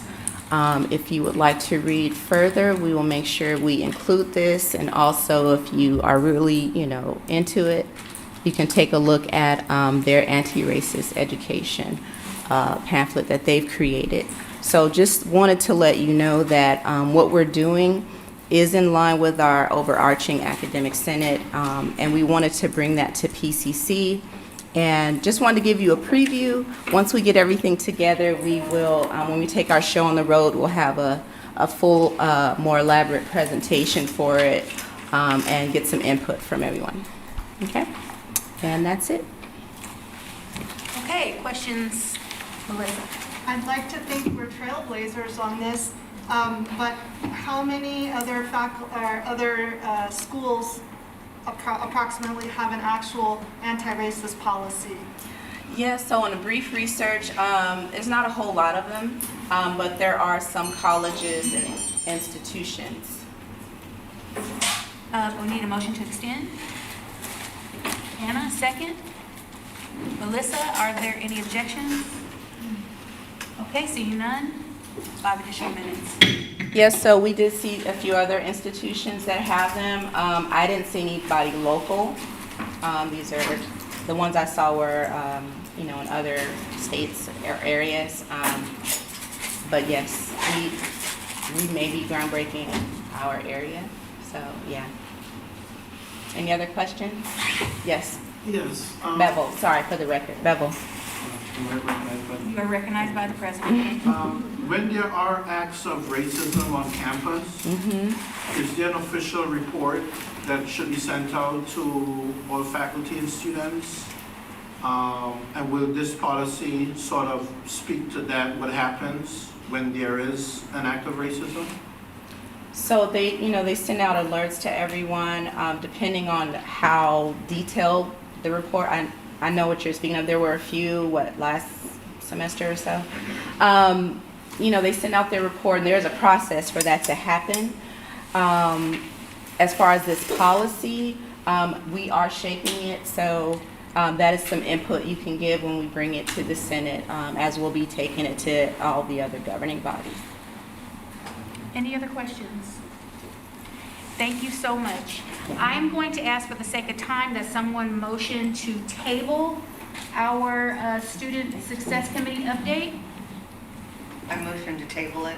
Thank you, Tracy. And the second is Danielle. Are there any objections? Seeing no objections, this is tabled till our next meeting. Now we will move forward with our old business, and we have Jackie Johnson, who's here to talk about BPAP 5700 for athletics. Thank you for your patience. Welcome to the PCC Academic Center. Next time, I need y'all to give me a direct time. Be here Only at at work 4:45. Only at work that. Thank you for your patience. Surely. So, I'm new here for all of you, very new, and so as I understand it, there are some questions about NIL and what that is, right? Am I correct? That's the APBP. The APBP, do you have it? Yes, all the senators have it. It's on our board docs. These are the questions that we were going to ask Crystal, but she didn't have those answers. Oh. So if you have questions, now would be the time to ask. Yes. Yeah, Hi, I'm Tracy Rogers from Kinesiology. Hi, We met Tracy. online. Nice to see you, and welcome again. Thank you. I was curious, what is the athletic philosophy defined by PCC's athletic programs? Good question. Thank you. Very good question. I don't know, right? This seems to be something that Dion Moore would know more than me. The athletic philosophy, is it in there? Is it in the APBP? Yeah. Let me see your thing. Oh, thank you. Here we go. This is the first read.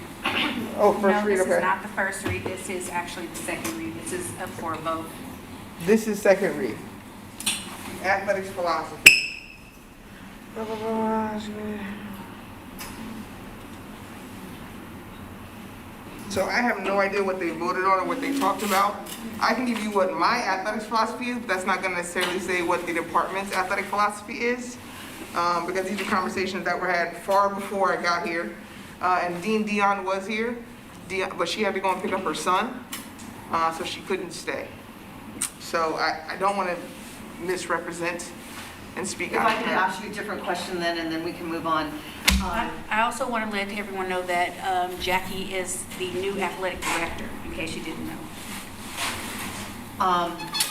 This is for my own edification, but if the athletic director makes the final determination of the eligibility of a student athlete, what is the criteria that you would be using to make that determination? So it's not something that is done by me, right? We have the 3C2A, which is our governing body, right? So there are certain criteria that a student athlete has to meet. They have to be a full-time and actively enrolled in attending 12 units, right, during their season of sport, and they have to have passed 24 units in order to participate in the second season of sport. Now we have a Sarah who does all of our athletic eligibility, right? I guess making sure that our student athletes are eligible. Every week, we get a check, right? So we have to check every week to make sure our student athletes remain in those 12 units, right, in order to play in any games. So it's a whole thing. It's not something that I do myself, right? Because that way it would be a little bit, the gray, a little questionable if I was doing it all by myself, right? Oh yeah, sure, you can play, right? So it's everyone, we have to go by what every student has to meet the requirements in order to be eligible. So that's the 12 units, 12, 24. And Dr. Stevens, I saw your hand. Yes, I have a question, I guess for clarification. I thought we tabled this each time that Dr. Crystal Carls was here to talk about it because she didn't know the information. So I just wanted to confirm, would we be voting this time? Because I thought this time we were just getting I thought technically this would be like our first read. I actually thought, okay, I could be wrong. However, I thought that the first time she discussed it as much as she could, she brought it back again. She wasn't prepared, so we tabled it for the second time, but we had had their initial first read.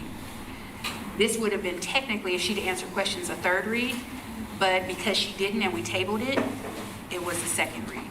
And I do recall that, but I just recall that the first time, even when she answered questions, she said, I want to table it because Dion should be here. Here's something else too. We don't have to vote on it today. Okay, just wanted to make sure we didn't have pressure on us. Okay. No, we don't have to vote on it today. But Jackie is here to answer those questions that Crystal could not. Thank you. Okay. Yeah. She did say something about NIL. Am I supposed to talk about that? Is that the name? Name, image, and likeness. Yes. Yes? Melissa. Just on this AP, it says, and forgive me if this was already asked, but it says that the athletic director shall make the final determination as to the eligibility of an athlete to participate. What is that based on? What's the criteria? That's the 1224. That's what I just answered. Oh, okay, that's what I thought. Yeah, no worries. Right, and the athletic eligibility technician is the one who actually does the work, right? So it goes through our zone, our athletic eligibility technician, right? And then I see it. So all these people see it before I see it. But even that, can that get fleshed out a little more so we understand what the criteria would be? What the criteria, so go ahead and do your little vote.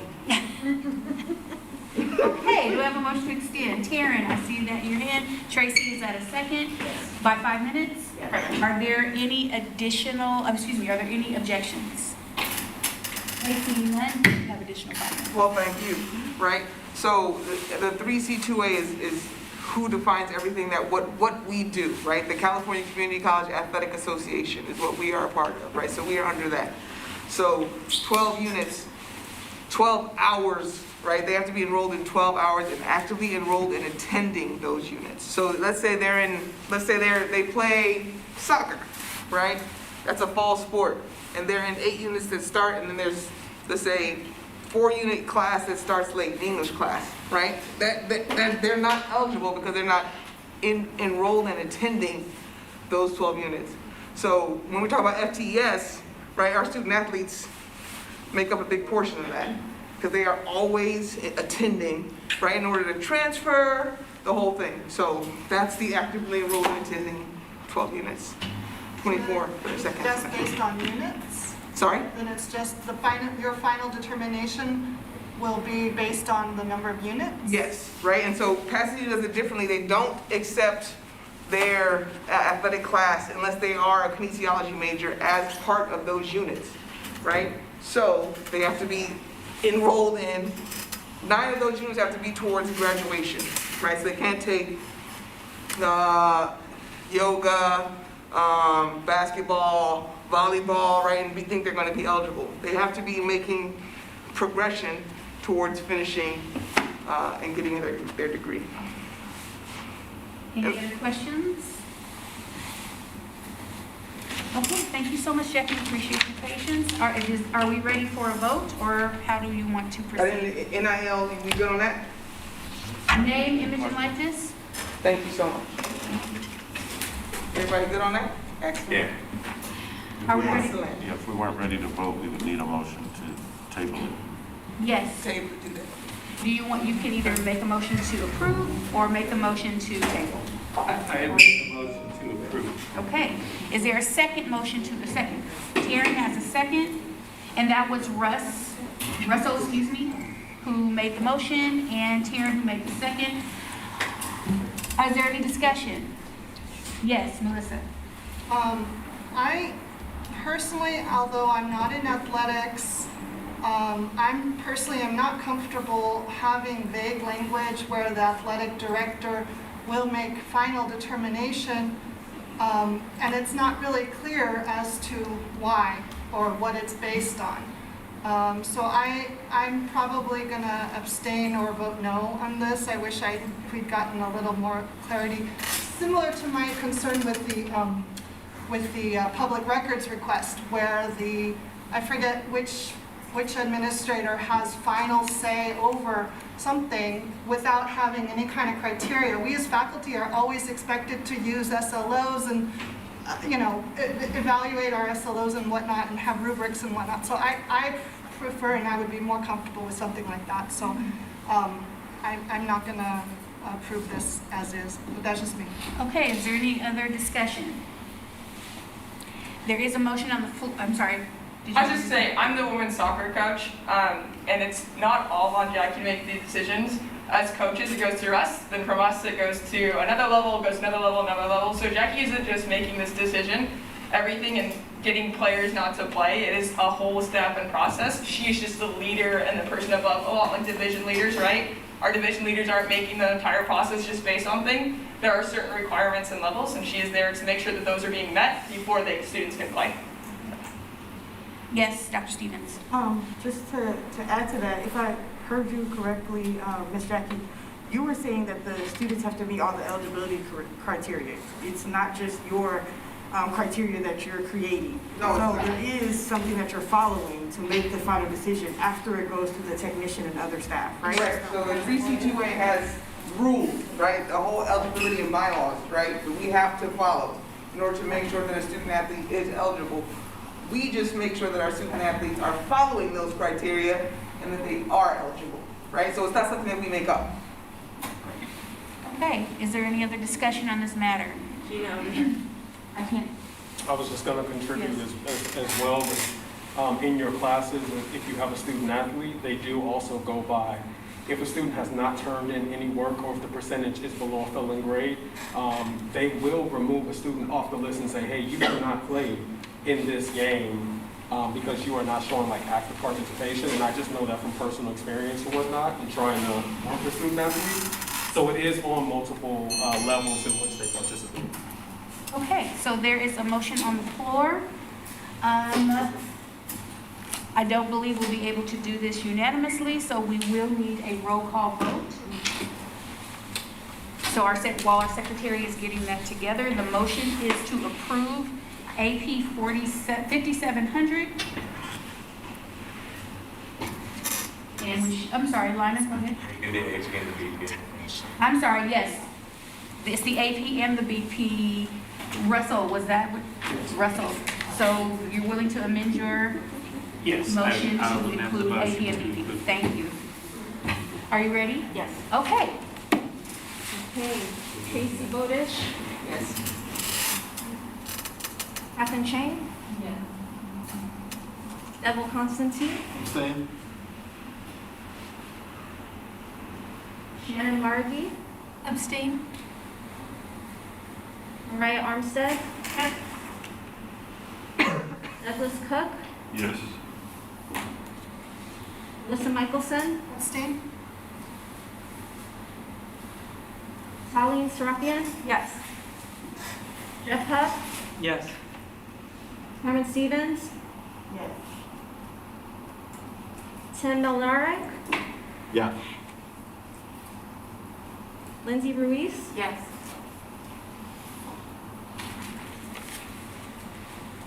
Karen Solver, Yes. Daniel Rapu, Yes. Margaret Bowles, Yes. Jose Castañon, Yes. Lyman Chafee, Yes. Rusty Fiore, Yes. Is Jackie Duvall here? Yes.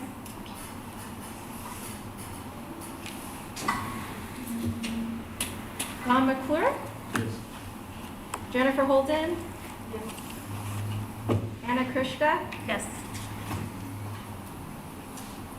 did I miss anyone? Executive committee. Oh, yes. Sheila Rose, Yes. Ernie Walker, Yes. Nina Hicks, yes. Okay.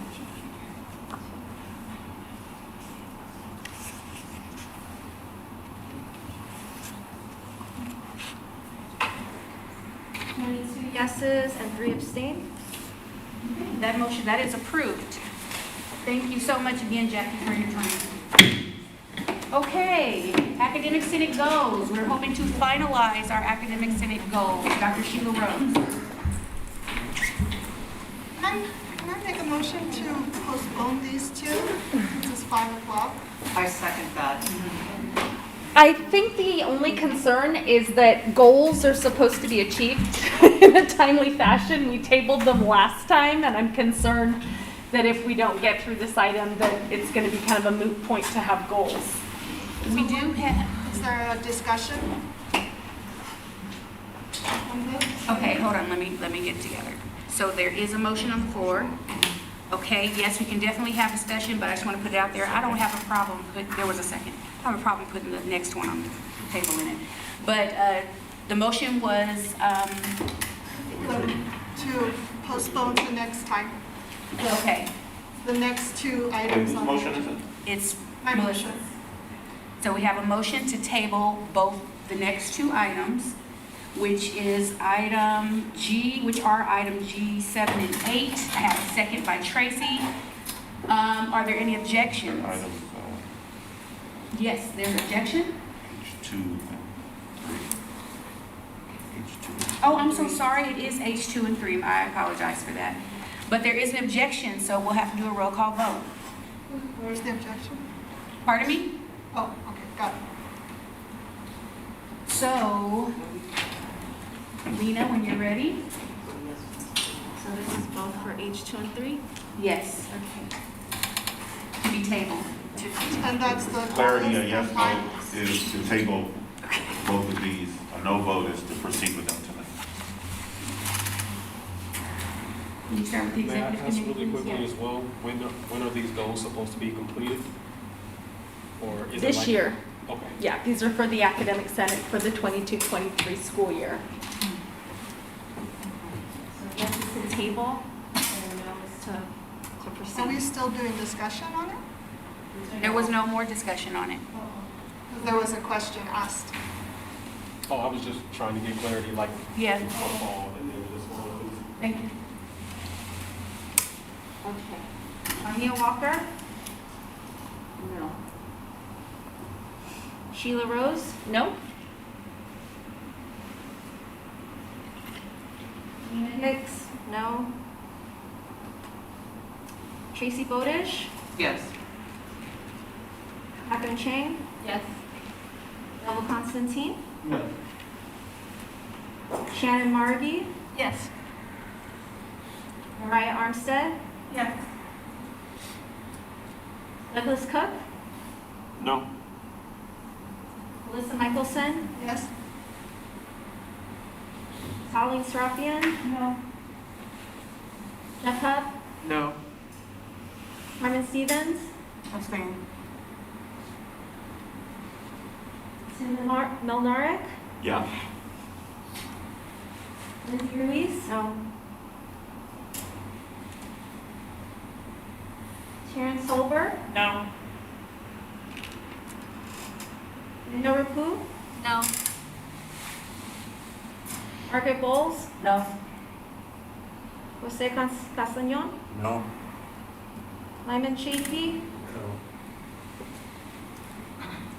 Rusty Fiore, Yes. Jackie Duvall,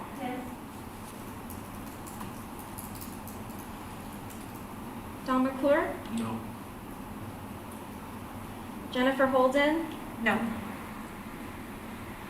Anna Krishka, No.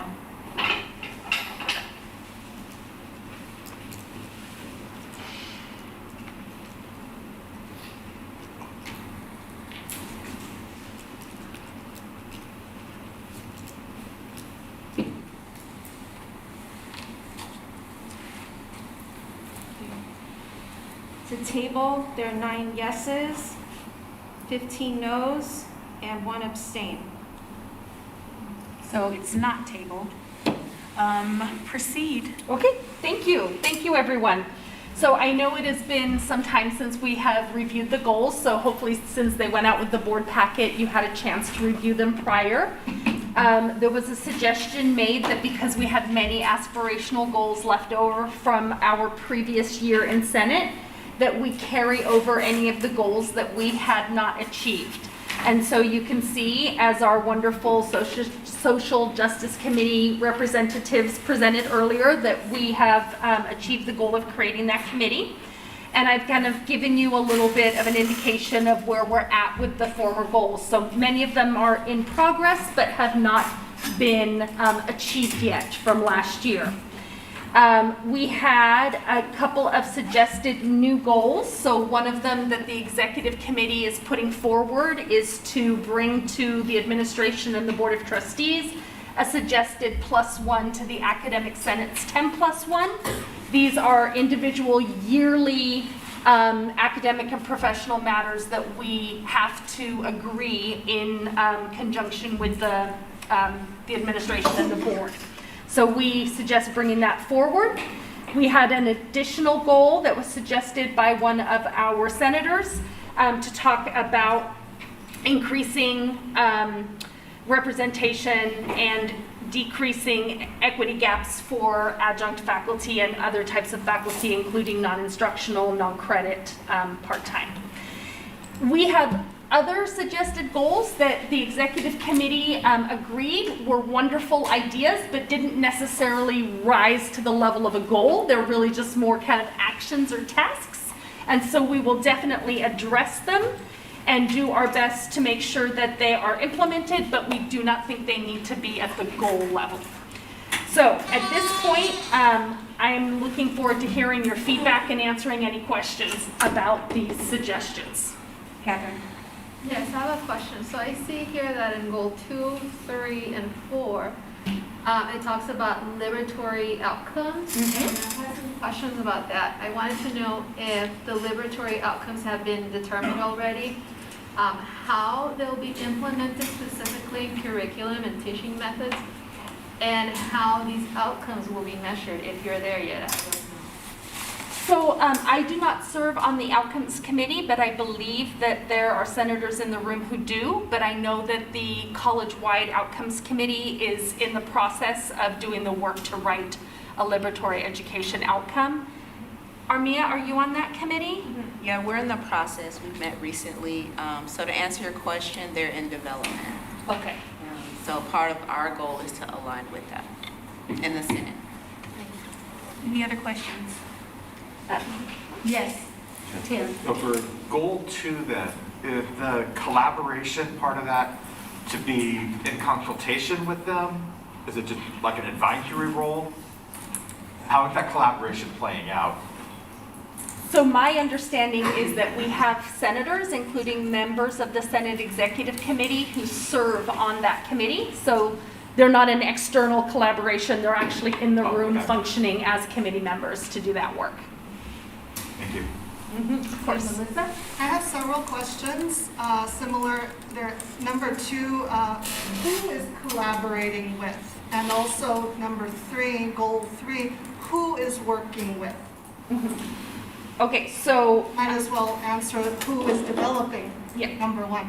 So I just answered the first question, which was that we have members of the Senate at large and the Academic Senate Executive Committee serving on the Outcomes Committee. So they are participating as members of the committee. And then, again, it would be any committees whose work overlaps with professional development. So we had Ken Simon here from the Faculty Development Committee. That is the Senate subcommittee that does the work of professional development. We also have a subcommittee of College Council that is the Professional Development Standing Committee, and members of the faculty also serve on that committee. So they would also be working with the Office of Professional Development. Likewise, to clarify, goal number 4, to support and advocate for, what does that mean? Does that mean our goal as a Senate is to vote yes on those things automatically, or what does that mean to support and advocate for? Can you flesh that out? Well, I think that if we are adopting a liberatory education outcome, that the only way to actualize that is through curriculum that reflects that goal. And so the CNI committee would probably have to develop some kind of rubric in order to make sure that curriculum being brought forward was meeting those goals. How do we know we've achieved that goal, for example? That's a great big question. I don't think I have the answer to it. We're not there. Okay, are there any other questions? Okay, then we need a 5-minute extension. Tracy, 5 minutes, so it's a second. Jose, are there any objections? No, I was just wondering if, By the way, are there any objections? Okay. Okay, seeing none, we have another 5 minutes. Go ahead. I was just wondering if you'd be open to adding some language about trauma-informed, education in the professional development paragraph, goal or outcome, just because to me that does seem like it fits really well with equity and anti-racism. So that's just a suggestion. Yes. Do you have specific language that you would like to suggest? I can work on that. Okay. Yeah. Yep. Just want to see if that was. Yeah, let me kind of put just little notes here so we kind of know where that would go. Are there any other questions? Melissa?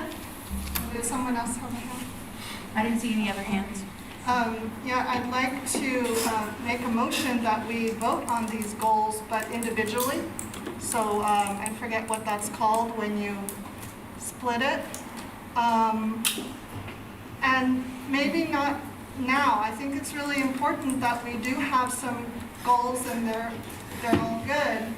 But if we could kind of have a tally or something where, like how we did last time with the electronic, where, how many people want, this is a goal, how many people want that, for example.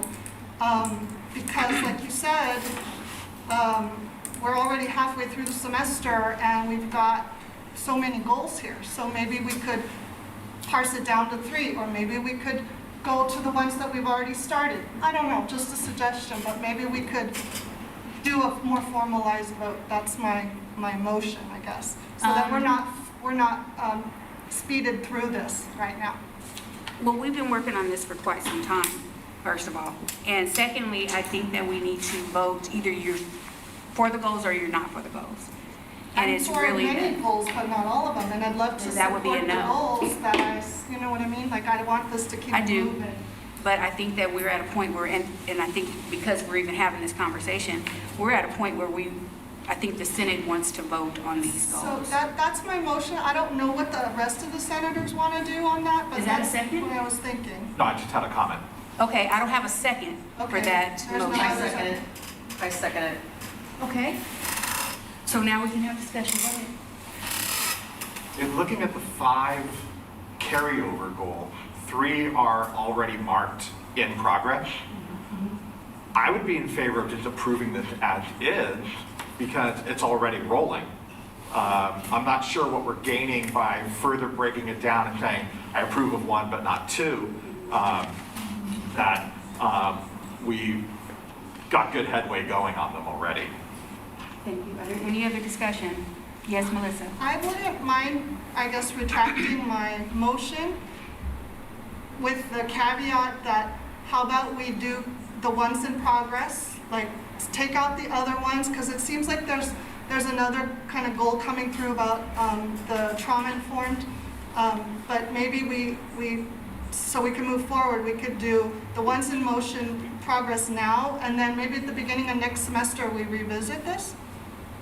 I would retract my comment then, or my motion. So just for clarification, sorry, you're suggesting that we approve goals 1 through 5, which are the ones being carried over? No, the ones that are in progress. So goal 1, 2, and the one in progress is 5. So that will give us 3 goals to continue, and then we add more goals next semester. I think for myself, my question is, I don't think I understand why you want to table the other 2. I think that's, but I'm just. You could ask, he kind of made it, that was your idea, right? Like, I guess.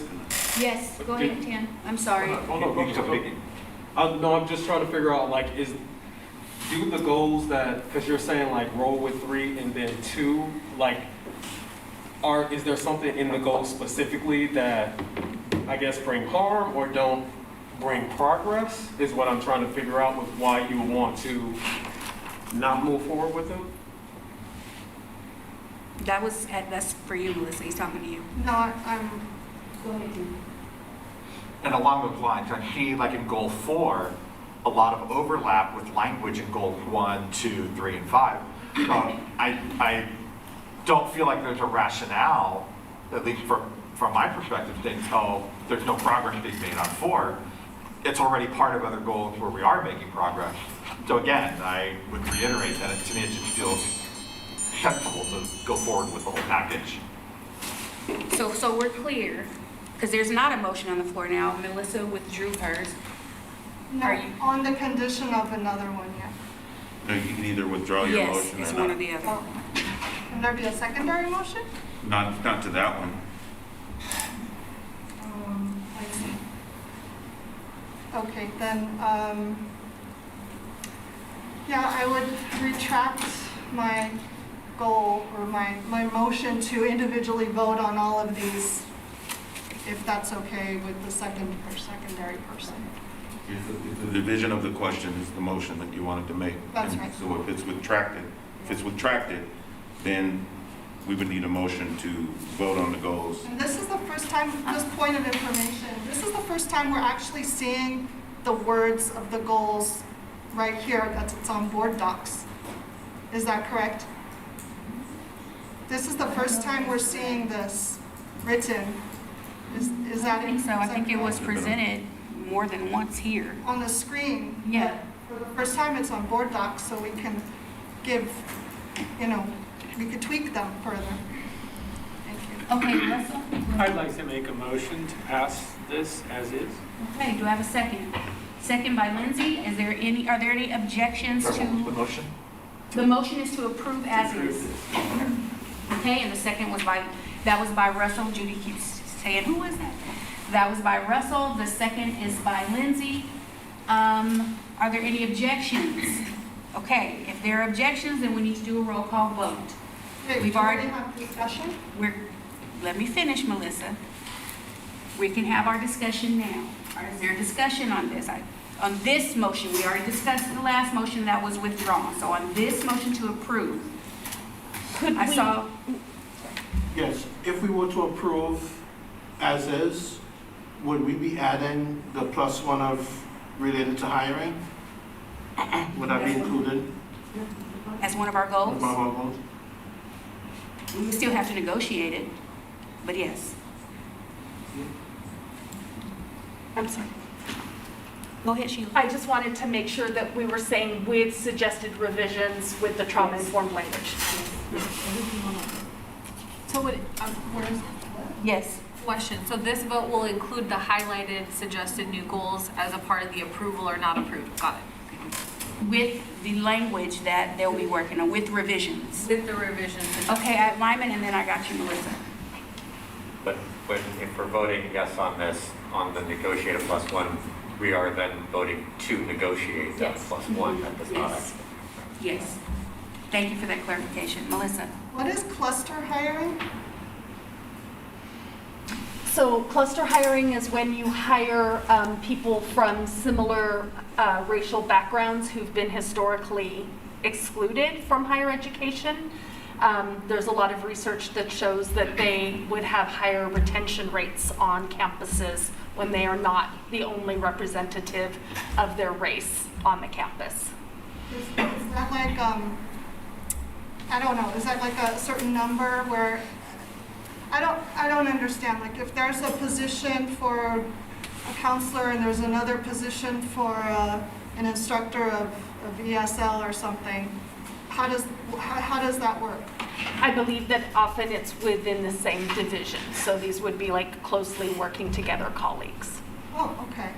And We so can also get you some data on that as well, an article on it. Yeah. I also have the question that therefore we would have goal 1, 2, 3, 4, 5, 6, and 7 to work on for this academic year. Is that right? Yes. And what about this 8th one coming in? That we It's don't- not an 8th, it would just be adding a little bit of language here to goal 3. Oh, to goal It's a revision. 3, the part where it says for actualizing liberatory education, and what would be added there? Well, that's what I can't vote on something that I don't even know what it's gonna say. So what would it say? I would guess something around and improving our trauma-informed practices as a campus. What about the, we're not trauma aware versus trauma informed, but moving towards trauma informed? That's our goal, yeah. There is a motion. Yes, Tracy? Am I allowed to ask a question, or it has to be a question, or can I make a statement? No, at this point, well, this is discussion. It's a discussion, I just want to make sure. There's been no discussion with these goals of the classic 20th century style of educating students, which most of us received our degrees without going through what's titled liberatory education. Why are we flipping? Why are we leaving that model? Why are we pushing for this? I can only speak for myself, but I think it is probably because our students continue to experience significant equity gaps by race.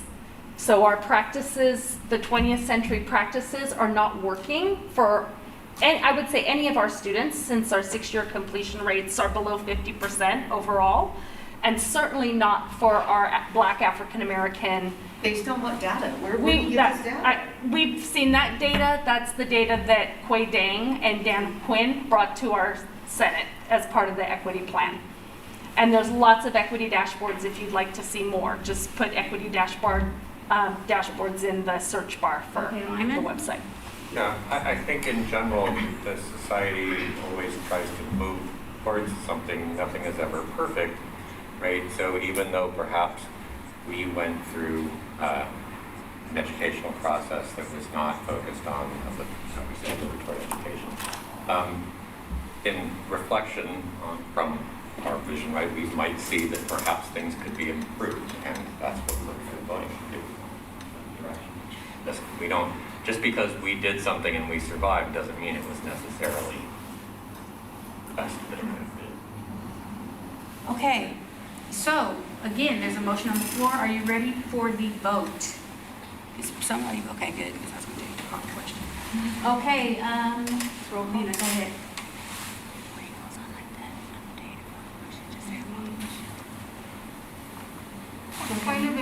information? Pardon me? Point of information, I would like to know why the ones underneath, the suggested goals, are not, they don't rise to the level of goal. You have to, you can circle back with that, with the chair afterwards. We started the vote. So that point of information. And one more point of information is which goals were submitted by senators and which goals were submitted by executive senators? Again, that would have to be answered after the vote. I'm happy to stay after. Mia Walker, Yes. Sheila Rose, Yes. Nina Hicks, yes. Casey Modish, No. Catherine Chang, yes. Ethel Constantine, Yeah. Shannon Margie, Yes. Mariah Armstead, yes. Douglas Cook, Yes. Melissa Michelson, yes. Colleen Serapian, Yes. Jeff Hupp, Yes. Carmen Stevens, Yes. Tim Melnarek, Yeah. Lindsay Ruiz, Yes. Taryn Solberg, Yes. Danielle Rapu, Yes. Margaret Bowles, Yes. Jose Castañon, Yes. Lyman Chafee, Yes. Celeste Fiore, Yes. Jackie Duvall, yes. Ron McClure, Yes. Jennifer Holden, Yes. Anna Krishka,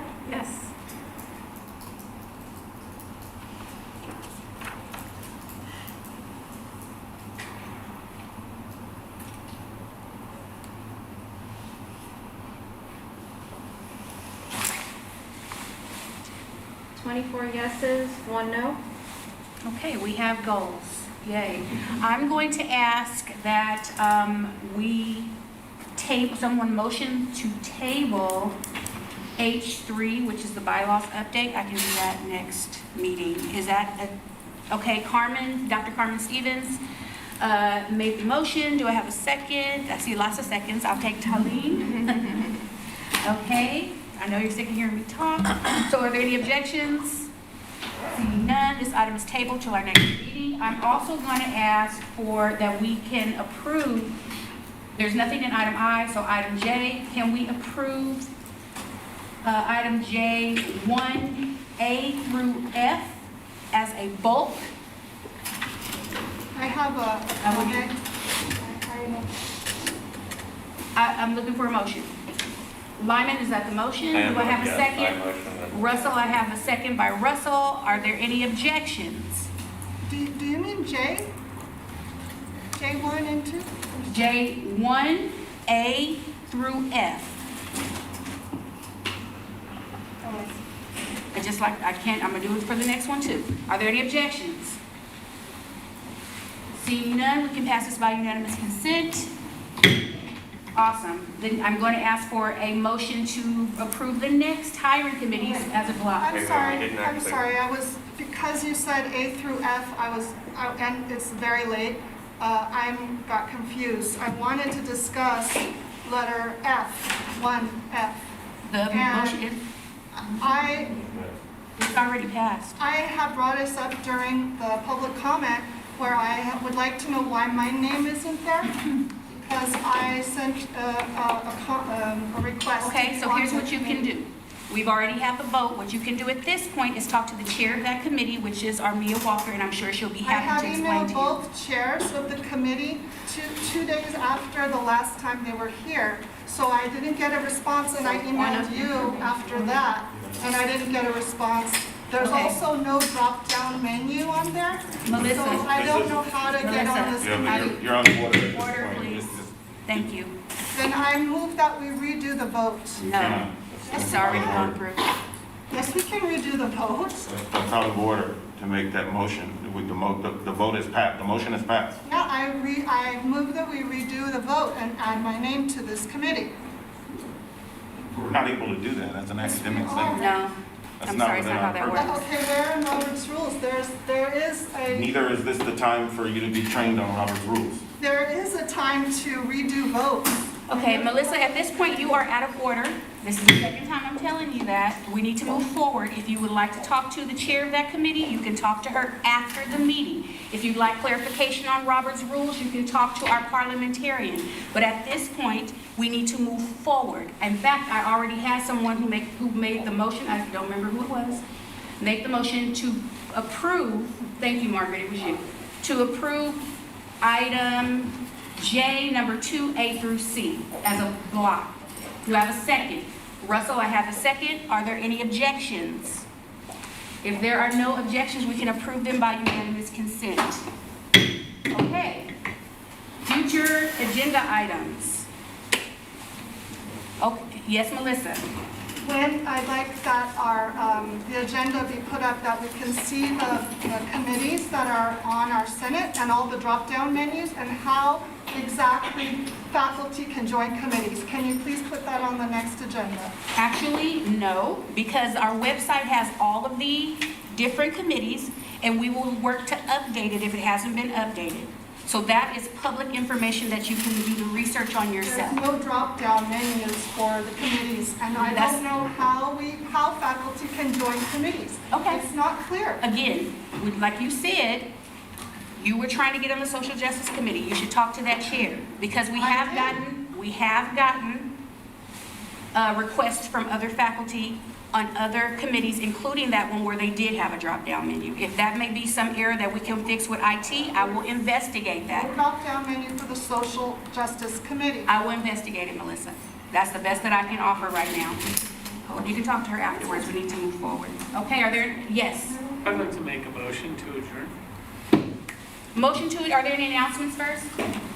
No, yes, Danielle. I just very quickly want to say the career communities have events coming up next week. We have the Health and Wellness Career Community has an event on Tuesday in the Quad 11 to 2.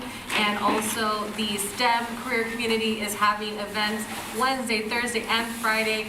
At both events, there will be resources and lunch available for your students. Faculty will be available to talk to them about career options and resources for their career path. If you give me a flyer or something, I'll send it out to everyone. I will forward the flyer.